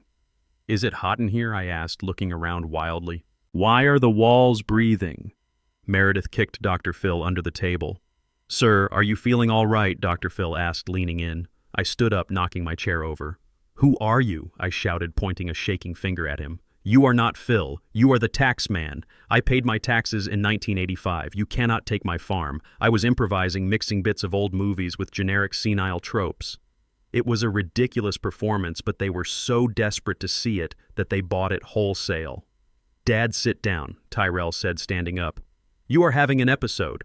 "I am not having an episode," I yelled, pacing around the room. "I am having a revelation. The squirrels are listening. They have wires in the trees." I grabbed a napkin and started tearing it into tiny strips, throwing them into the air like confetti. "Snow," I whispered. "It is snowing in July. The world is ending." Dr. Phil pulled a notepad from his pocket. He was writing furiously. "This is acute psychosis," he announced to the room. "He is disassociated from reality. He is paranoid. He is hallucinating. He is a clear danger to himself. Do something," Meredith screamed at him. "Write the order." "I need to stabilize him first," Dr. Phil said. "We need to get him to sign the consent for treatment and the financial proxy. If we commit him without a proxy, the state takes his assets. You need him to sign the power of attorney now while he is still conscious." Tyrell pulled a document from under his placemat. It was already prepared. Durable power of attorney. It granted Tyrell King full control over all assets and liabilities of Marshall King and his associated entities. "Dad," Tyrell said, approaching me cautiously as if I were a wild animal. "I need you to sign this. It is just a receipt for the snow. If you sign it, the squirrels will go away." I looked at him. I looked at the paper. I let my eyes lose focus. I let my mouth hang open slightly. "The squirrels will go away?" I asked softly. "Yes, Dad," Tyrell said, thrusting the pen into my hand. "Just sign here, on the line, and everything will be fine. We will take care of everything." I took the pen. My hand trembled intentionally. I looked at the document. I knew exactly what it was. But I also knew something Tyrell did not. I knew that the specific entity named in the document, King Holdings LLC, had been dissolved by me electronically 3 hours ago. Its assets had been transferred to a new trust called the Coretta Foundation. The only thing left in King Holdings LLC was a dormant bank account with a zero balance and a significant tax liability I had inherited from a failed acquisition years ago. If I signed this, I was not giving him my fortune. I was giving him my debt. I put the pen to the paper. "For the squirrels," I muttered. I scribbled my signature. It was messy but legible. Marshall King. Tyrell snatched the paper away the moment the ink was dry. He held it up like a trophy.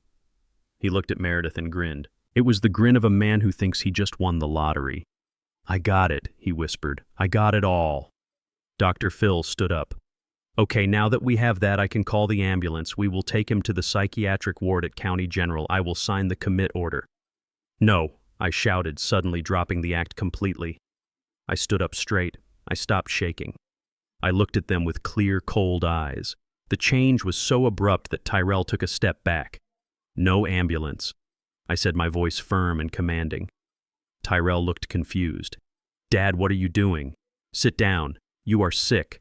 "I am not sick, Tyrell," I said, brushing the napkin scraps off my jacket, "and I am not hallucinating.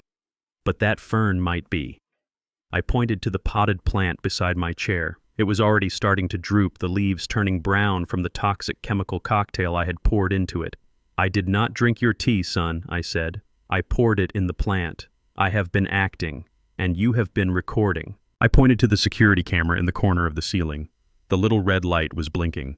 You forgot about the cameras, Tyrell. You forgot I installed them. You forgot I control the cloud server. This entire dinner, the poisoning, the conspiracy to commit fraud. Dr. Phil here practicing without a valid license. It is all recorded. It is all in the cloud. Dr. Phil turned pale. He looked at the camera, then at the door. I am leaving, he said, grabbing his bag. I did not sign anything. I was never here. He ran for the door faster than I thought a man of his size could move. Tyrell and Meredith stood frozen. They looked at the power of attorney document in Tyrell's hand. It does not matter, Tyrell stammered. I have your signature. I have the power. I own everything now. You signed it. You are incompetent. I own King Holdings. I smiled. It was the smile of a chess master checkmating a novice.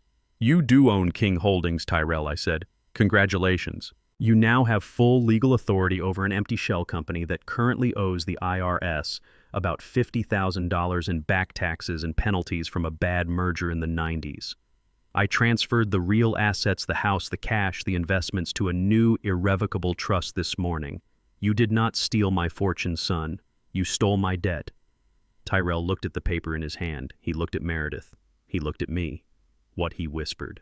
You wanted responsibility, I said, walking toward the door. You got it. You are now the CEO of a debt-ridden ghost company. Enjoy the paperwork. I walked out of the sweltering house into the night air. I left them standing in the wreckage of their own greed, holding a piece of paper that was worth less than the ink used to sign it. They thought they had trapped me, but they had only trapped themselves, and the walls were closing in fast. Tyrell walked into the First National Bank like he owned the building. He was wearing the same suit he had worn the night before, the one stained with sweat and regret, but in his mind he was already wearing Armani. He had the power of attorney document clutched in his hand like a winning lottery ticket. He had driven the rusty 1990 Ford truck to the bank, parking it aggressively in a spot reserved for handicap access, because he figured the fine did not matter anymore. He was rich, he was powerful, he was the new CEO of King Holdings. He marched past the teller's line, ignoring the people waiting. He went straight to the glass-walled office at the back. This was the office of Mr. Sterling, the branch manager. Sterling was an old friend of mine. We played chess on Thursdays. He knew my finances better than anyone except Miss Kwan. He also knew Tyrell. He had watched Tyrell grow up from a spoiled child into a spoiled adult. Tyrell pushed the door open without knocking. He slammed the document onto Sterling's mahogany desk. Good morning, Sterling, Tyrell said, his voice booming with unearned confidence. I am here to take control. My father has been incapacitated. I am the new signatory for all accounts related to King Holdings, LLC. Transfer everything to my personal account immediately. Mr. Sterling looked up from his computer. He adjusted his glasses. He did not look surprised. He looked tired. He looked like a man who was watching a car crash in slow motion. Good morning, Tyrell, Mr. Sterling said calmly. Please sit down. I do not want to sit, Tyrell snapped. I want my money. I want access to the operating accounts, the investment portfolios, and the liquid cash. Dad signed it over last night. It is all legal. Look at the signature. Sterling picked up the document. He examined it carefully. He checked the date. He checked the witness signature, which was notably absent since Dr. Phil had run away, but the notary stamp from a previous page Tyrell had forged made it look official enough to pass a casual glance. But Sterling was not casual. This appears to be a general power of attorney granting full administrative rights over the entity known as King Holdings, LLC, Sterling said. Exactly, Tyrell said, grinning. That is the one, the big one. Now move the money. I have a house to staff and a wife who needs a new car. Sterling typed something into his keyboard. He stared at the screen for a long moment. Then he looked back at Tyrell. There was a strange glint in his eye. It was not fear. It was pity. Tyrell, Sterling said, Are you fully aware of the current financial standing of King Holdings, LLC? Tyrell laughed. Of course I am. It is worth millions. The house alone is $5 million. The portfolio must be 10 times that. Stop stalling, Sterling. Do your job. Sterling turned the monitor around so Tyrell could see it. The screen was filled with red numbers. Lines and lines of red. King Holdings, LLC was indeed a massive entity. Sterling explained, his voice professional and dry. However, as of 8 a.m. this morning, a significant restructuring occurred. The assets, including the real estate portfolio, the cash reserves, and the investment bonds, were transferred out of this entity into a new, irrevocable trust called The Coretta Foundation. Tyrell froze. The smile slid off his face like oil. Transferred? He whispered. Transferred where? To the trust, Sterling said. Your father executed the transfer electronically just before he signed this document for you. He was very specific. King Holdings, LLC, was stripped of all positive assets. Tyrell leaned forward, his hands gripping the edge of the desk until his knuckles turned white. So what is left? He asked, his voice trembling. What is in the company? Sterling pointed to the bottom line on the screen. Liabilities, Sterling said. You see, King Holdings was originally created to absorb the toxic debt from a failed commercial development project your father bought out in the 90s. He kept the shell active for tax loss harvesting purposes. It currently holds $2.4 million in outstanding liens and deferred tax liabilities. Tyrell stared at the screen. He blinked. He could not process the numbers. $2 million in debt, he choked out. Correct, Sterling said.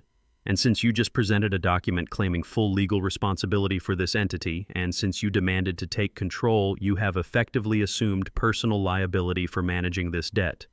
The IRS has been waiting for a settlement payment. I assume, since you are now the person in charge, you will be writing that check today. Tyrell stumbled back. He looked at the paper on the desk. The paper he had forced me to sign. The paper he thought was his golden ticket. It was a death warrant. No, Tyrell shouted. No, that is a lie. He tricked me. He is senile. He did not know what he was doing. Mr. Sterling took the paper back. On the contrary, Tyrell. Your father seemed very lucid when he called me this morning to alert me that you might be coming in. He told me you were eager to take on more responsibility. He wanted to give you the chance to prove your business acumen. Managing a debt crisis is a rite of passage for any CEO. Tyrell grabbed his hair, pulling at it. I do not want it, he screamed. Cancel it. Tear it up. I do not want the company. Give me the trust. Give me the foundation. I am afraid I cannot do that, Sterling said, cold as ice. You are not a trustee of the Coretta Foundation. In fact, the trust documents explicitly state that no funds are to be dispersed to Tyrell King or any of his affiliates under any circumstances. You are locked out, Tyrell. Completely and totally locked out. Tyrell looked around the office. He looked at the security cameras. He looked at the door. He realized he had walked into a trap. He had been so blinded by greed that he did not check what he was stealing. He had stolen a bomb. He lunged for the computer. Transfer it back, he yelled, reaching for the keyboard. Put the money back. I am the son. It is mine. Sterling stood up. He was an older man, but he was imposing. Sit down, Tyrell Sterling barked. You are making a scene, and you are about to make things much worse for yourself.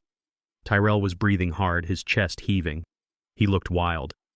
I am not leaving without money, he hissed. I have nothing. Do you hear me? I have nothing. Then you should have gotten a job, Sterling said simply. At that moment, the door to the office opened. Tyrell spun around, expecting security, expecting to be thrown out. Instead, two men in plain suits walked in. They were not bank security. They wore badges on their belts. One of them held a pair of handcuffs. Tyrell King, the first officer said. Tyrell backed up against the window. Who are you? He asked, his voice barely a squeak. Detective Miller, Economic Crimes Unit, the officer said. We received a flag on this account this morning.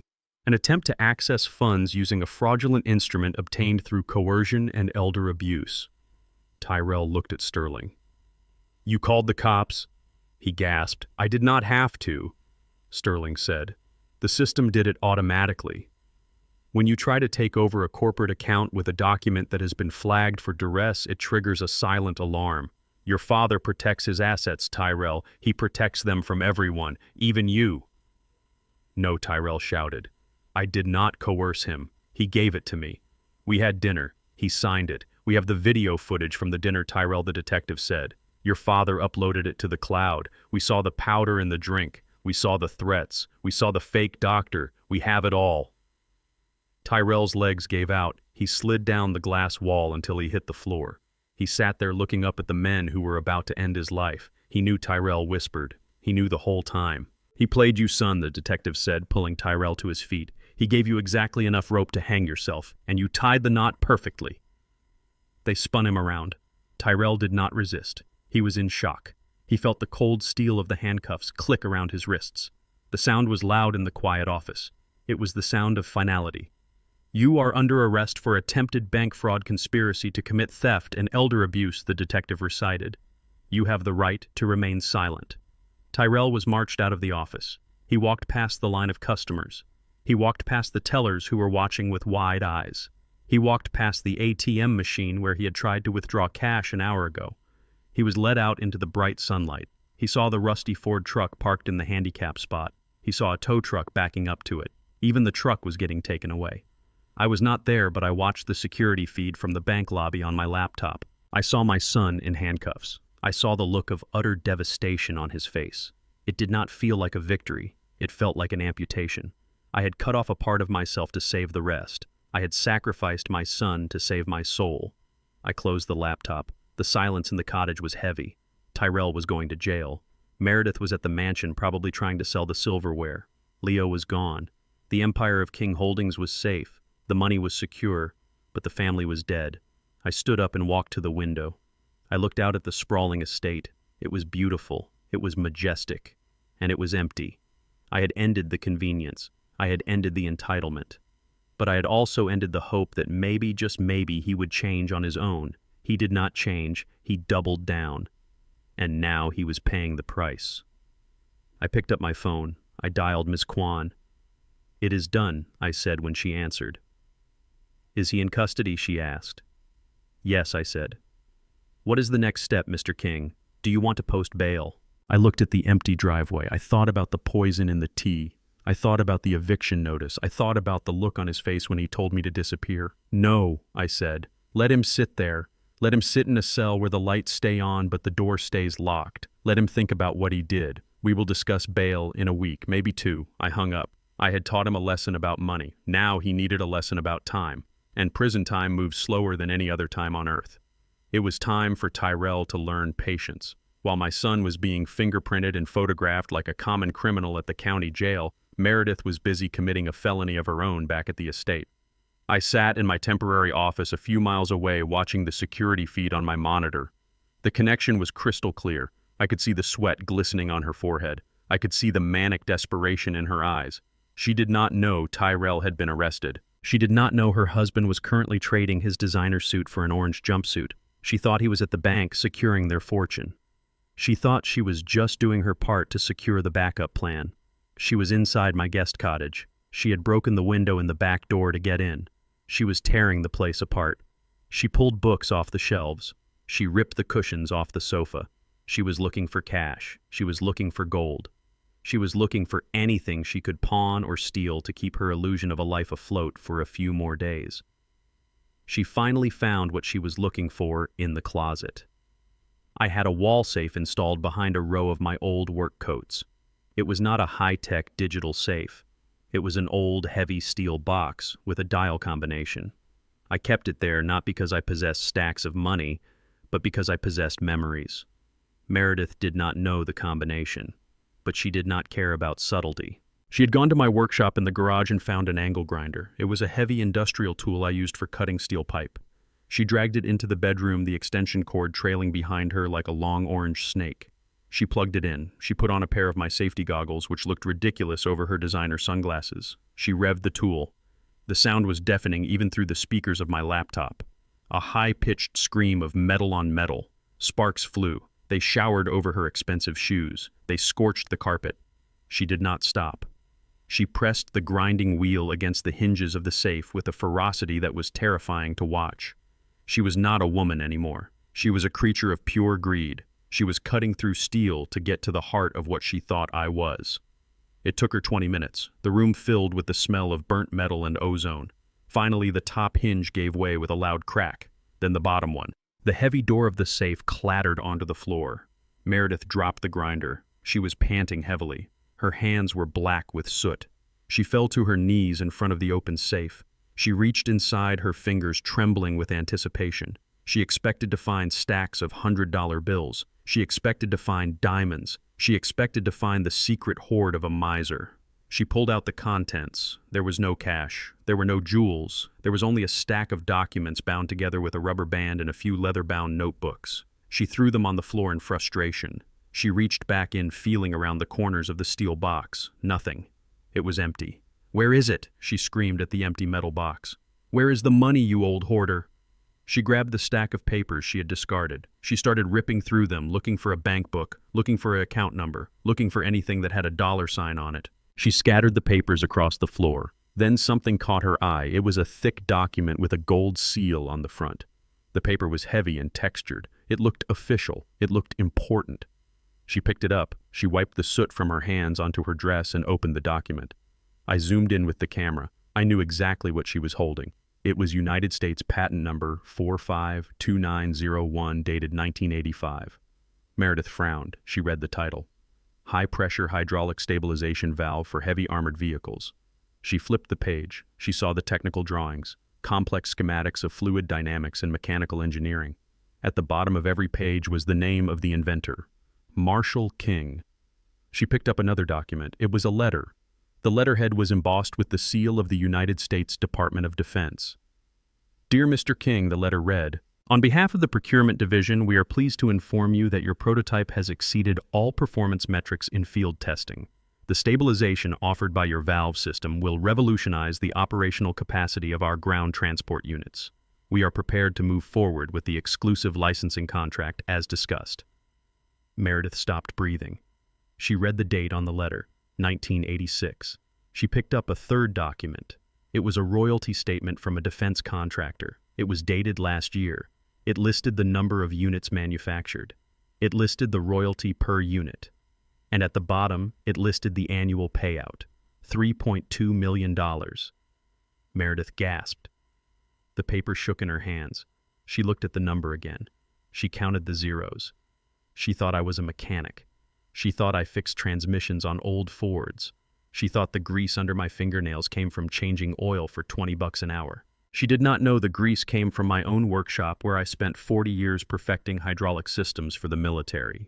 She did not know that every time a tank crossed a desert or a transport truck navigated a mountain pass, my invention was keeping it steady.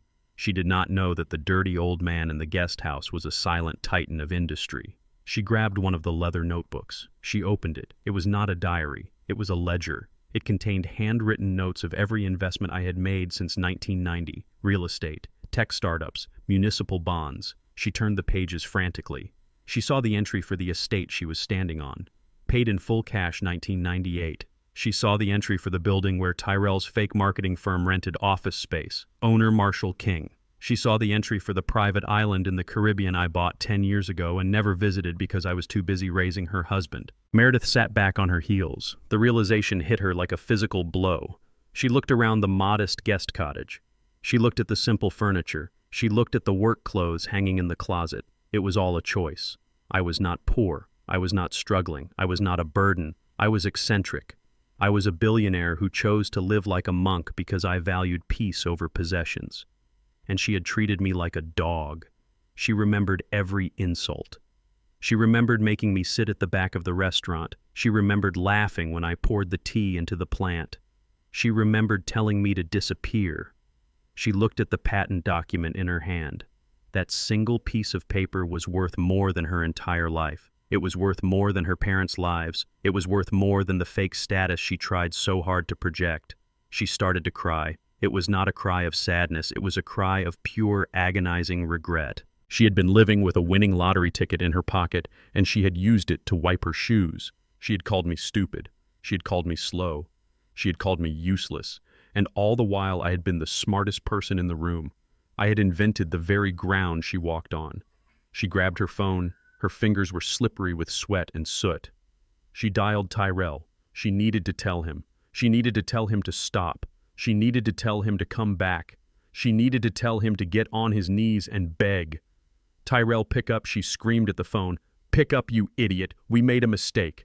A huge mistake. He is not poor. He is rich. He is richer than God. The phone rang and rang. It went to voicemail. She dialed again and again. She did not know that Tyrell's phone was currently sitting in a plastic bag in the property room of the county jail. She did not know that he had used his one phone call to call a lawyer who hung up on him. She did not know that he was sitting in a holding cell staring at a concrete wall, realizing that his life was over. Meredith threw the phone across the room. It hit the wall and cracked. She looked down at the papers scattered around her. The blueprints, the letters from generals, the thank you notes from engineers. She picked up a photo that had fallen out of the safe. It was a picture of me and my late wife, Coretta. We were standing in front of my first workshop covered in grease holding a wrench. We looked tired, but we looked happy. Meredith looked at Coretta's face. She saw the kindness there. She saw the strength. She realized then that she was the villain.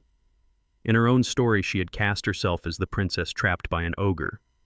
But looking at the evidence, she realized the ogre was the one who built the castle, and she was just the thief who broke in. She had thrown away a diamond to pick up a handful of sand. She curled up on the floor of my closet, clutching the patent to her chest. She rocked back and forth. The smell of burnt metal was still in the air. It smelled like destruction. It smelled like the end. She had broken into the safe to find my weakness. Instead, she had found my strength, and that strength was about to crush her. I closed the laptop. I had seen enough. She knew now. She knew exactly who I was. But it was too late. Knowledge without wisdom is just information. And Meredith had all the information in the world, but she did not have the wisdom to know what to do with it. She stayed there on the floor for hours waiting for a husband who was never coming home, waiting for a pardon that would never be granted, waiting for the life she thought she deserved to magically appear. But magic does not exist. Only physics exists. For every action there is an equal and opposite reaction.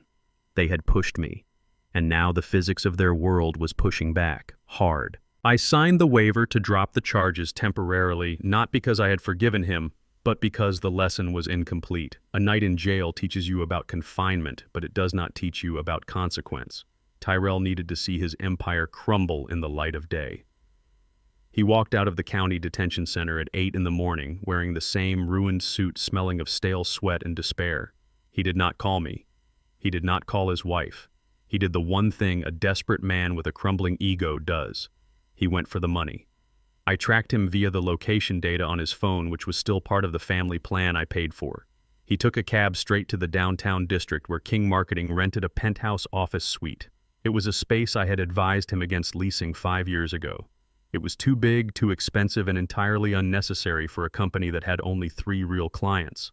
But Tyrell insisted he needed the image to attract talent. He stormed into the lobby of the glass tower.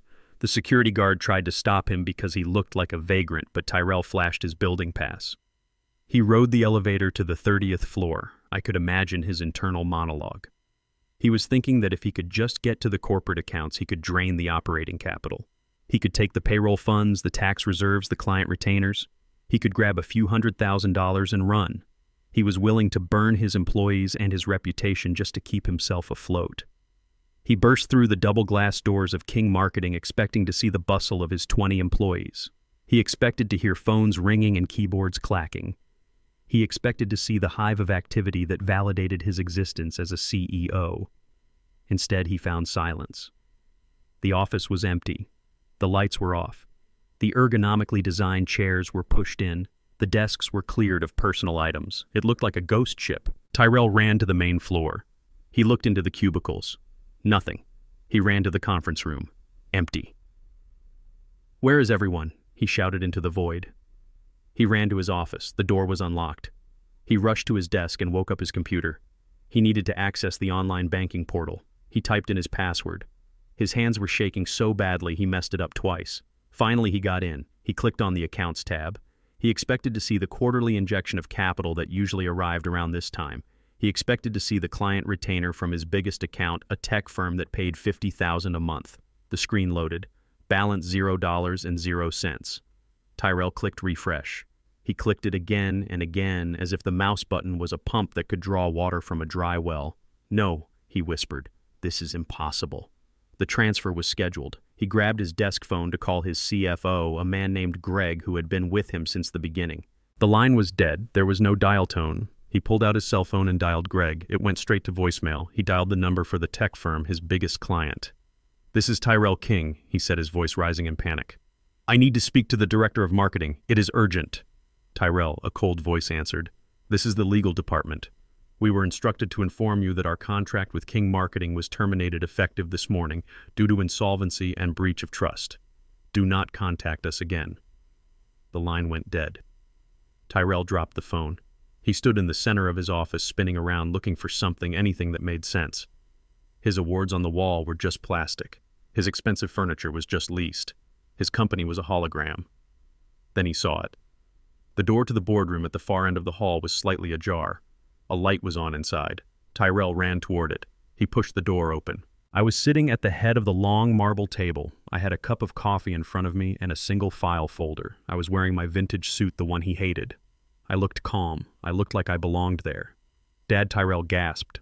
"What are you doing here? Where's my staff? Where's my money?" I took a slow sip of coffee. "Your staff resigned, Tyrell," I said. "Greg called a meeting at 8 a.m. He told them the truth. He told them payroll would not be met this week. He told them the company was insolvent. They packed their boxes and left. They have families to feed, son. They cannot eat your promises." Tyrell slammed his hands on the table. "You did this," he screamed. "You sabotaged me. You called the clients. You scared the employees. You are trying to ruin me." "I did not sabotage anything," I said quietly. "I simply stopped propping you up." I opened the folder. Inside was a spreadsheet. It showed 10 years of financial data. It showed the revenue, which was meager. And it showed the capital injections, which were massive. "Look at the numbers, Tyrell," I said, sliding the folder toward him. "Look at them." He refused to look. "I built this company," he shouted. "I am a marketing genius. I won awards. You won awards you paid entry fees for," I corrected him. "And you built nothing." I stood up and walked to the window, looking out at the city skyline. 10 years ago, you came to me with a business plan," I said. "It was full of buzzwords and bad math. I knew it would fail. But you were my son. I wanted you to feel successful. I wanted you to have pride." So I made a call. I turned back to him. "Do you remember your first big investor, the Angel Group from Chicago, the ones who put up the seed money?" "Yes," Tyrell said, defiant. "They believed in me." "I am the Angel Group." "Tyrell," I said. He froze. "What?" "It is a shell company," I explained. "I funded your seed round, $500,000. Tyrell shook his head. "No, that is not true. And when you needed a second round because you spent the first one on office furniture and parties, I funded that too," I continued. "And when you landed that big tech client 5 years ago, who do you think owns that tech firm, Tyrell?" He stared at me, his mouth opening and closing. "I hold a controlling interest in that tech firm through King Holdings," I said. "I ordered them to hire you. I ordered them to pay you a retainer that was 3 times the market rate just so you could make payroll." Tyrell backed away until he hit the wall. He looked like a man who had just found out gravity was a lie. "You mean," he whispered, "all of it, the clients, the investors?" "All me," I said. "I have been pumping money into this corpse for a decade. I paid your salary. I paid your rent. I paid your bonuses. I have spent $4 million keeping this fantasy alive because I thought if I gave you enough time, you would eventually learn how to swim." I walked toward him. "But you never learned to swim, son. You just learned how to float on my money. You strutted around this city acting like a titan of industry, calling me a mechanic, calling me embarrassing. You did not know that the hand you were biting was the only thing holding you up." Tyrell slid down the wall. He put his hands over his ears. "Stop it," he cried. "Stop saying that. I am a businessman. You are a child playing store," I said, my voice hard, "and playtime is over." I reached into my pocket and pulled out a document. "This is the withdrawal of funding notice. As the primary shareholder and sole creditor of King Marketing, I am calling in all debts effective immediately. I am liquidating the assets to recoup a fraction of my losses. The computers, the furniture, the lease. It is all being sold." Tyrell looked up at me. Tears were streaming down his face, cutting through the grime from the jail cell. "But Dad," he sobbed. "If you do this, I am bankrupt. I will have that mark on my record for 7 years. I will never get a loan. I will never be an executive again." I looked down at him. I remembered the little boy who used to help me sort bolts in the garage. I remembered the teenager who promised to make me proud. And I saw the man who told me to disappear. "You are already bankrupt, Tyrell," I said. "You have been bankrupt morally and financially for years. You just did not know it because I was paying the bills. Now you know." I stepped over his outstretched legs. "The bankruptcy court is down the street," I said. "I suggest you get there early. The line is long." I walked out of the boardroom. I walked through the empty office. I heard him wailing behind me, a sound of pure devastation. He was mourning the death of the man he thought he was. But that man never existed. It was a character I had bought for him. and today I canceled the show. I took the elevator down. I walked out into the street. The sun was shining. The air was clear. I felt a deep sadness, but no regret. He was on his knees. Finally. Now perhaps he could learn how to stand up on his own. The sun had set hours ago, leaving the estate in a blanket of darkness that felt heavy and suffocating. I was in the guest cottage, sitting in my leather armchair with a single lamp on. I was not sleeping. I was waiting. I knew the collapse of Tyrell's company would trigger a reaction. When you destroy the nest, the rats start looking for a new ship. I just did not expect the rat to show up at my door wearing silk. It was just past midnight when I heard the scratching at the door. It was not a knock. It was a soft, tentative sound, like a cat asking to be let in. I checked the security monitor. It was Meredith. But she was not wearing the power suit she had worn to demand the deed. She was not wearing the sweat-stained clothes from the heat wave. She was wearing a translucent silk robe over a nightgown that left very little to the imagination. Her hair was down, brushed out into soft waves. She had applied fresh makeup, trying to cover the dark circles of stress with layers of foundation. I walked to the door and opened it. The humid night air rushed in, carrying the scent of her expensive perfume mixed with the smell of gin she had been drinking. Liquid courage. "Marshall," she whispered, her voice husky and trembling. "Can I come in? Please. I am scared." I stepped aside, not because I trusted her, but because I needed to know what her next move was. In war, you do not close your eyes when the enemy walks into your camp. You watch them. She walked into the small living room, hugging herself as if she were freezing despite the 80-degree heat. She looked around the cottage with wide, fearful eyes. "Tyrell has gone crazy." "Marshall," she said, a tear sliding perfectly down her cheek. "He came home from the office completely unhinged. He was screaming. He was throwing things. He blamed me for everything. He said it was my fault he is bankrupt. He said I pushed him too hard." She looked up at me, her eyes pleading for sympathy. "I never wanted any of this," she sobbed. "I told him to stop. I told him we should not treat you like that. But he forced me, Marshall. He is aggressive. You know how he gets. I was just trying to be a good wife. I was trying to survive him. I stood by the door, my arms crossed. I listened to her rewrite history. I listened to her paint herself as the victim of the man she had manipulated for a decade. It was a masterclass in gaslighting. He made me sign those credit card applications. She lied effortlessly. He made me call the forger. I was terrified he would hurt me if I refused. You have to believe me, Marshall. You are the only one who has ever been kind to me." She took a step toward me, letting the robe slip slightly off her shoulder. It was a clumsy attempt at seduction. She thought because I was old and alone, I would be desperate for female attention. She thought she could trade her body for safety. It was insulting. "Sit down, Meredith," I said, pointing to the wooden chair opposite my desk. She sat crossing her legs slowly, trying to catch my eye. I walked to my desk and sat down. I picked up my phone. I tapped the screen, once silently activating a call. I placed the phone face down on the desk. "So, Tyrell is the villain?" I asked, keeping my voice neutral. "And you are the innocent bystander?" "Yes," she breathed, leaning forward. "He is toxic, Marshall. He is just like he is nothing like you. You are strong. You are smart. I saw the patent papers in the safe. I know who you really are now. You are a genius. Tyrell is just a leech." She paused, licking her lips. "I made a mistake marrying him," she whispered. "I chose the wrong kingman." I stared at her. The audacity was breathtaking. She was hitting on her father-in-law while her husband was having a nervous breakdown in the main house 100 yards away. "What do you want, Meredith?" I asked, cutting through the performance. "You did not come here at midnight to tell me I am smart. You want something." She stopped crying instantly. The tears evaporated, her posture straightened. The mask slipped just a fraction, revealing the calculator behind her eyes. "I want out," she said. Her voice was no longer trembling. It was hard. "I want out of this marriage. I want out of this mess. I cannot live in a house with no power. I cannot live with a bankrupt failure who cries on the floor. I am still young Marshall. I am beautiful. I have a life ahead of me." I nodded slowly. "And how can I help you with that?" I asked. She took a deep breath.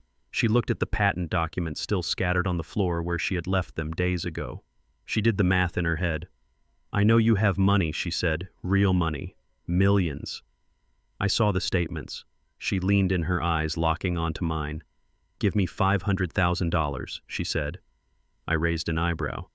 $500,000, I repeated. For what? To disappear, she said, echoing the word Tyrell had used at the restaurant. You give me the money, and I leave. Tonight. I will file for divorce tomorrow from another state. I will sign whatever you want. I will never speak to Tyrell again. I will vanish from your lives forever. I leaned back in my chair. That is a lot of money, Meredith. Why would I pay you to leave when I can just evict you for free in 24 hours? Because of Leo, she said. She dropped the name like an ace of spades. If we go to court for a divorce with Tyrell being broke and homeless, I will get custody, she said. The courts always favor the mother, especially when the father has an arrest record and no income. I will take Leo. I will take him far away, maybe to Europe, maybe to Asia. You will never see him again. Tyrell will never see him again. She smiled a cold, shark-like smile. But for $500,000, I will sign full custody over to Tyrell. Or to you. I do not care. I will sign a document stating I am unfit. I will abandon my parental rights. You can have him. You can raise him. You can turn him into the little genius you always wanted Tyrell to be. I felt a chill go down my spine. She was selling her son. She was trading her own flesh and blood for a payout. She looked at Leo, not as a child, but as an asset to be liquidated before the market crashed. You would give up your son for money, I asked, wanting to be absolutely clear. You would walk away and never contact him again. I am not cut out to be a mother, Marshall, she said, shrugging her silk-covered shoulders. Let us be honest.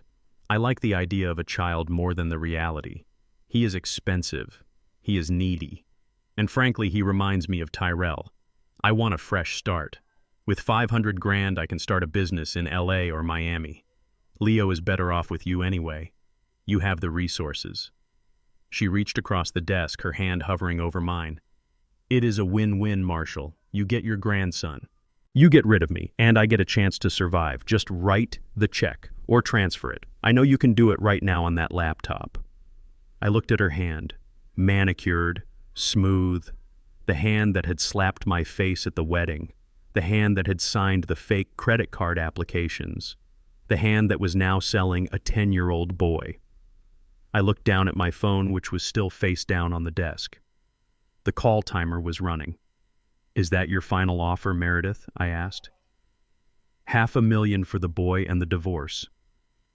Yes, she said. Do we have a deal? I reached for the phone.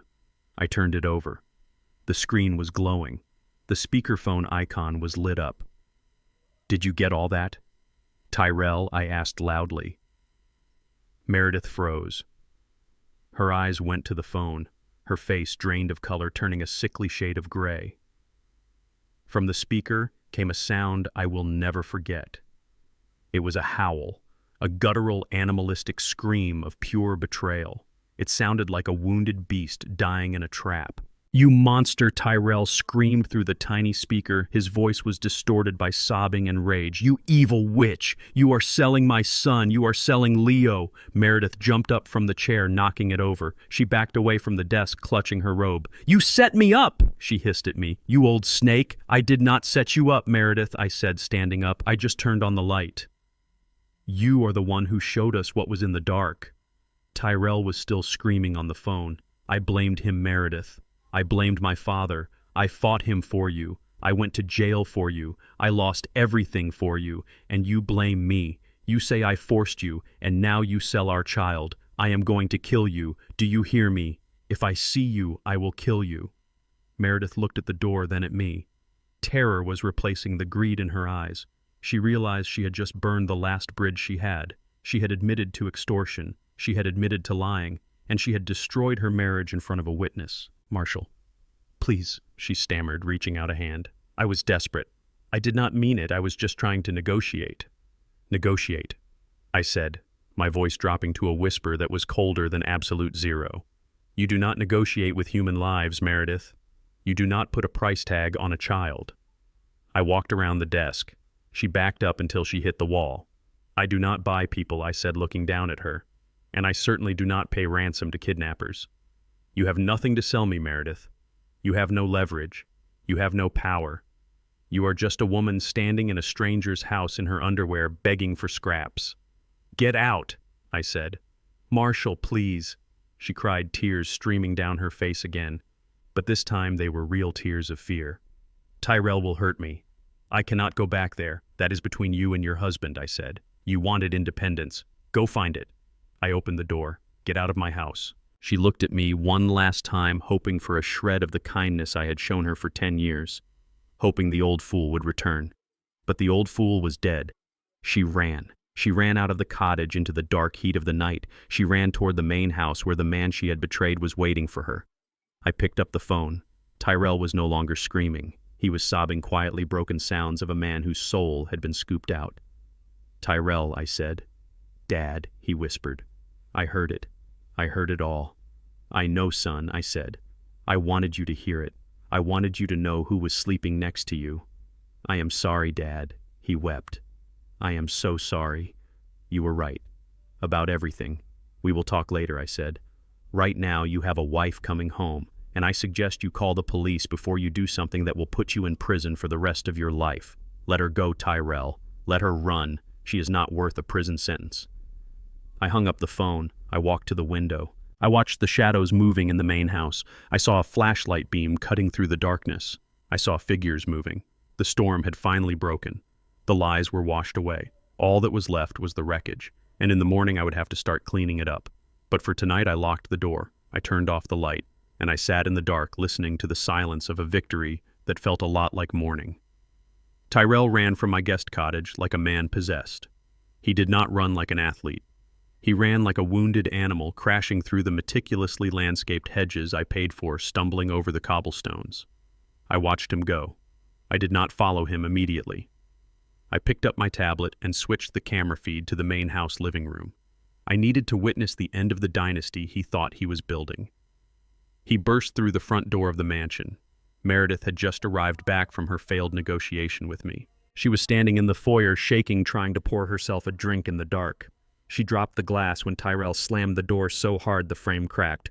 "You sold him," Tyrell screamed. His voice was raw, shredded by the sobbing he had done in my office. "You tried to sell our son for cash." Meredith backed away, her hands raised. She looked terrified. She had never seen Tyrell like this. He was always the passive one, the one she could bully. But grief and betrayal had stripped away his passivity. "Tyrell, listen to me," she pleaded. "I was doing it for us. We need the money." "For us?" Tyrell roared. "There is no us. You never cared about us. You just wanted the house. You just wanted the status. And now that it is gone, you are selling my flesh and blood to the highest bidder." He lunged at her. He did not hit her. He grabbed the expensive vase on the entry table, a vase she had bought with my money, and smashed it against the wall. Shards of porcelain flew everywhere. Meredith screamed. "You are crazy!" she yelled, running toward the stairs. "You belong in a cage!" Tyrell chased her. He was tearing down everything in his path. He ripped paintings off the walls. He overturned the antique chairs. He was destroying the stage set of their fake life. "I am not the crazy one," he shouted. "I loved you. I gave you everything. I stole from my father for you. And you treat me like garbage." The noise was deafening. The neighbors in the adjacent estate could hear it. They were the people Tyrell had spent years trying to impress. The doctors, the lawyers, the old money. Now they were standing on their balconies holding glasses of wine, watching the King family implode.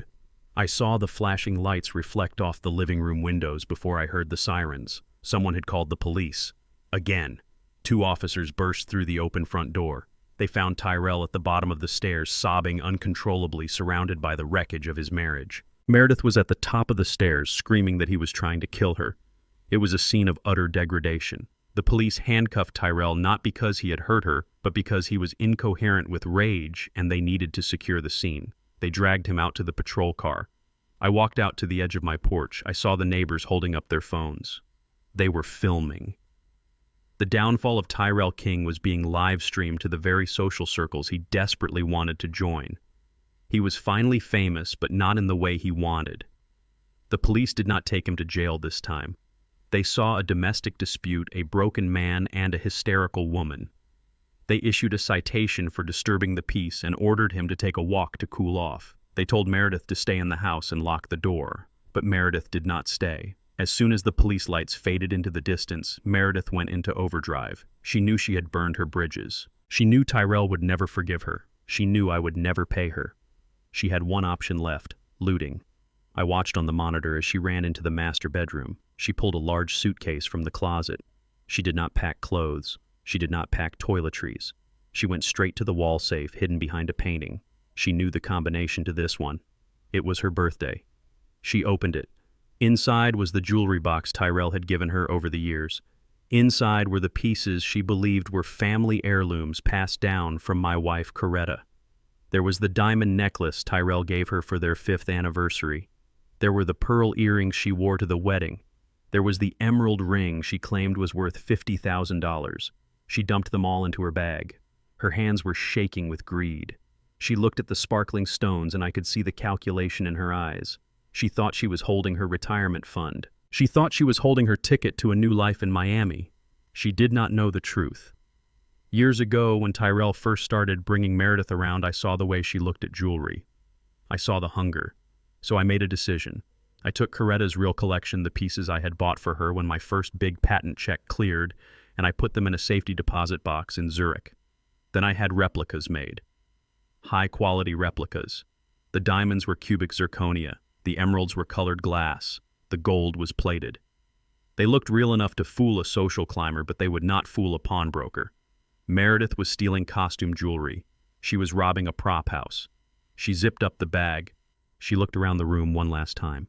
She did not look sad. She did not look regretful. She looked annoyed that she could not carry more. She ran downstairs. She did not check on the damage she had caused. She did not leave a note for Tyrell. She ran out the back door, dragging the suitcase across the patio.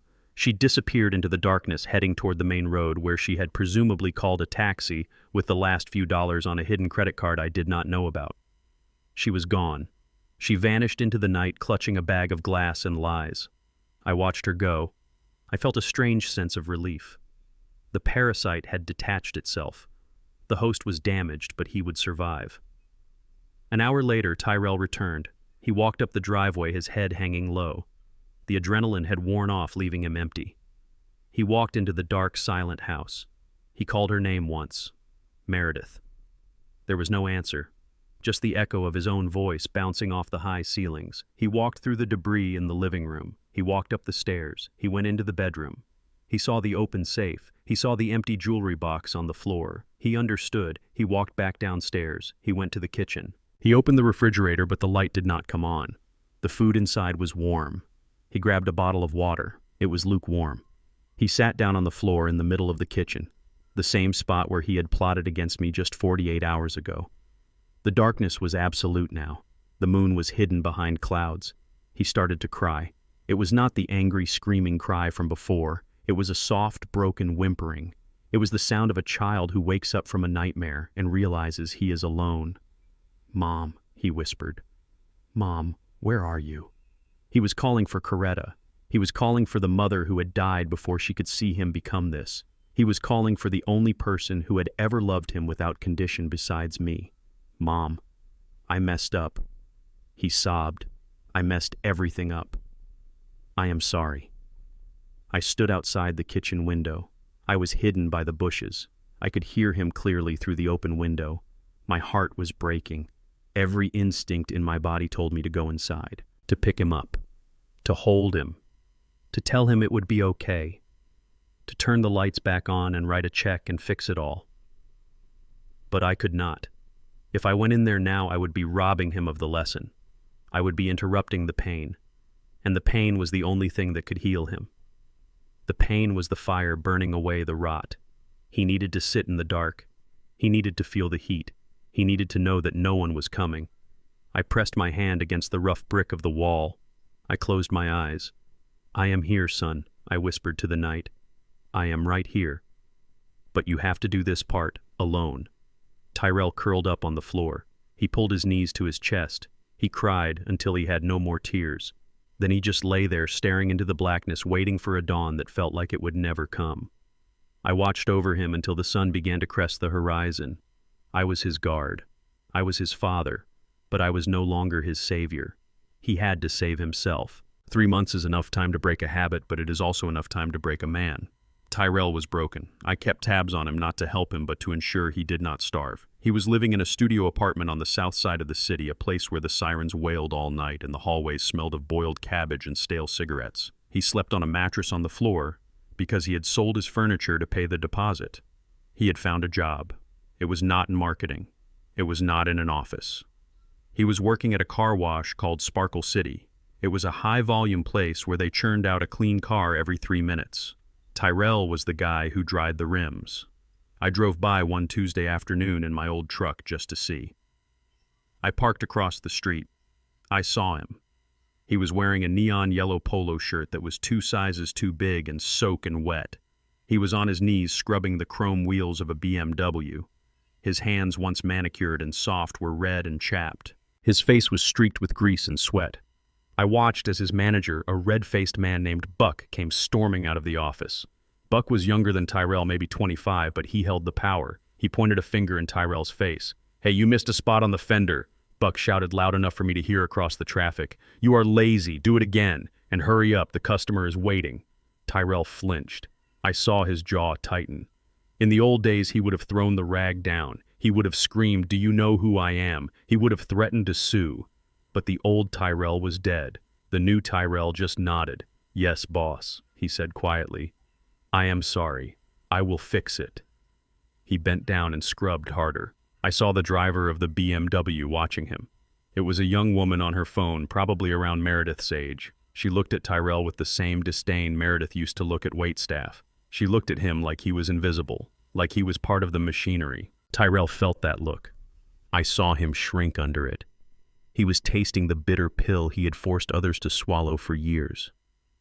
He was learning what it felt like to be at the bottom of the food chain. He was learning that dignity is not something you buy. It is something you keep inside you when the world tries to take it away. He finished the car. The woman drove off without tipping him. Tyrell wiped his forehead with his forearm. He looked exhausted. He looked thin. But he looked real. For the first time in his life, he was earning his keep. He was trading sweat for bread. It was a brutal lesson, but it was the only one that would stick. While Tyrell was learning how to survive, I was teaching Leo how to live. After Meredith abandoned him to chase a phantom payout in Miami, I petitioned the court for full custody. It was granted immediately given the circumstances. Leo moved into the main house with me, but we did not live like kings. We lived like partners. I pulled him out of St. Augustine's. The place was a factory for entitlement. I enrolled him in the local public school where the kids played basketball on asphalt and traded Pokemon cards instead of stock tips. But the real education happened in the garage. On Saturday mornings, we did not watch cartoons. We put on coveralls. I was teaching Leo how to rebuild the carburetor on a 1965 Mustang. "Grandpa, why do we have to do this?" Leo asked one morning, wiping grease from his nose. "Can we not just pay someone to fix it?" I stopped turning the wrench. I looked at him. He was 10 years old, but he had his father's eyes. I needed to make sure he did not have his father's heart. "Leo," I said, "if you pay someone else to fix your problems, you never learn how the machine works. And if you do not know how it works, you are at the mercy of the person who does. Do you want to be helpless, or do you want to be capable?" "I want to be capable," Leo said. "Then pick up the screwdriver," I said. "Tighten that valve. Feel the tension. When it stops turning, do not force it. You have to listen to the metal." We spent hours in there. I taught him the difference between a Phillips and a flathead. I taught him how to change his own oil. I taught him that grease washes off, but laziness stains you forever. We also started a garden. We dug up a patch of the manicured lawn that Meredith used to yell at the landscapers about. We planted tomatoes, peppers, and squash. I made Leo water them every morning before school. I made him weed the rows in the afternoon. "This is slow," Leo complained after 2 weeks. "Why do we not just buy tomatoes at the store?" "Because store tomatoes taste like water and cardboard," I told him. "These tomatoes will taste like sunshine and hard work." Wait. When the first tomato ripened red and heavy on the vine, I let him pick it. We sliced it right there in the kitchen with a pinch of salt. Leo took a bite. His eyes went wide. "It is sweet," he said, surprised. "That is the taste of earning it, Leo," I said. Food always tastes better when you grew it yourself. Money spends better when you earned it yourself. Never forget that. I saw the change in him day by day. The whining stopped. The demands for new video games stopped. He started asking questions about how things were made. He started saying please and thank you. He was becoming a person. He was becoming the boy Tyrell should have been. One afternoon, I drove Leo to his new school. It was a red brick building with a chain-link fence around the playground. It was loud and chaotic and full of life. Leo jumped out of the truck, his backpack bouncing on his shoulders. He was wearing jeans and a simple t-shirt I had bought him at a department store. No logos, no designer labels, just clothes. He ran toward his friends, a group of boys who were arguing about who was the fastest runner. Leo joined in laughing. He looked happy. He looked unburdened. I watched him go inside. As I put the truck in gear, I noticed a movement across the street. There was a figure standing behind a large oak tree near the bus stop. It was a man wearing a hooded sweatshirt and dirty work boots. He was trying to stay hidden, but I knew that posture. I knew the way he held his shoulders. It was Tyrell. He had taken the bus all the way from the south side. It must have taken him 2 hours. He was not there to cause a scene. He was not there to kidnap Leo. He was just watching. I stayed in my truck observing him. Tyrell was staring at the school entrance where Leo had just disappeared. He had a look of such profound longing on his face that it made my chest ache. He saw his son laughing. He saw his son wearing cheap clothes. He saw his son happy without him. Tyrell took a step forward as if he wanted to run to the door, but then he stopped. He looked down at his own hands stained with oil and dirt. He looked at his reflection in the window of a parked car. He saw what he had become, a man who could not provide, a man who had failed. He realized in that moment that he had nothing to offer Leo. Not money, not wisdom, not even a ride home. He wiped his eyes with the sleeve of his sweatshirt. He took a deep breath. It was a shuddering breath that I could see from 50 yards away. He turned around. He did not approach the school. He did not try to talk to the teachers. He walked back to the bus stop. He sat down on the bench alone. He pulled a crumpled piece of paper from his pocket. It looked like a schedule. He checked the time. He waited. I watched him for 10 minutes until the city bus arrived. He climbed on, dropping his coins into the fare box. He walked to the back and sat down, staring out the window at the school one last time as the bus pulled away. He had let go. He had accepted his punishment. He had realized that his absence was the only gift he could give his son right now. That was the moment I knew there was hope. He was not cured, he was not fixed. But the arrogance was gone. The entitlement was shattered. He was feeling the weight of his own choices. And for the first time, he was carrying that weight without asking me to lift it. I drove home slowly. The estate was quiet. The garden was growing. Leo was safe. And Tyrell was on a bus heading back to his reality. The convenience was over. The hard work had begun. And somewhere in the grime of a car wash, a man was starting to build a soul from scratch. It would take a long time. But I had time. I wasn't going anywhere. It has been 12 months since the lights went out at the mansion. 12 months since the silence fell. But today, there is noise. The sound of grinders, the spark of welders, the hum of servers. I sold the estate. I sold the pool. I sold the tennis court. I took that money and I bought an entire city block in the forgotten part of town. I built the Coretta King Vocational Institute. It is not a charity. It is a boot camp for life. We teach young men and women how to build things with their hands and their minds. We teach them that the only thing the world owes them is an opportunity, and even that you have to fight for. I was standing on the catwalk overlooking the main shop floor. Leo was down there wearing safety goggles, learning how to solder a circuit board. He looked focused. He looked happy. Then the front door opened. The sunlight cut through the dusty air. A man walked in. He hesitated. He looked out of place not because he was too rich, but because he looked like he expected to be thrown out. It was Tyrell. He was wearing work boots that were scuffed and worn. He wore jeans that had grease stains on the knees. He had lost weight. The soft edges of the executive lifestyle had been chiseled away by a year of manual labor. He looked older. He looked tired, but for the first time in his life, he looked solid. I walked down the metal stairs.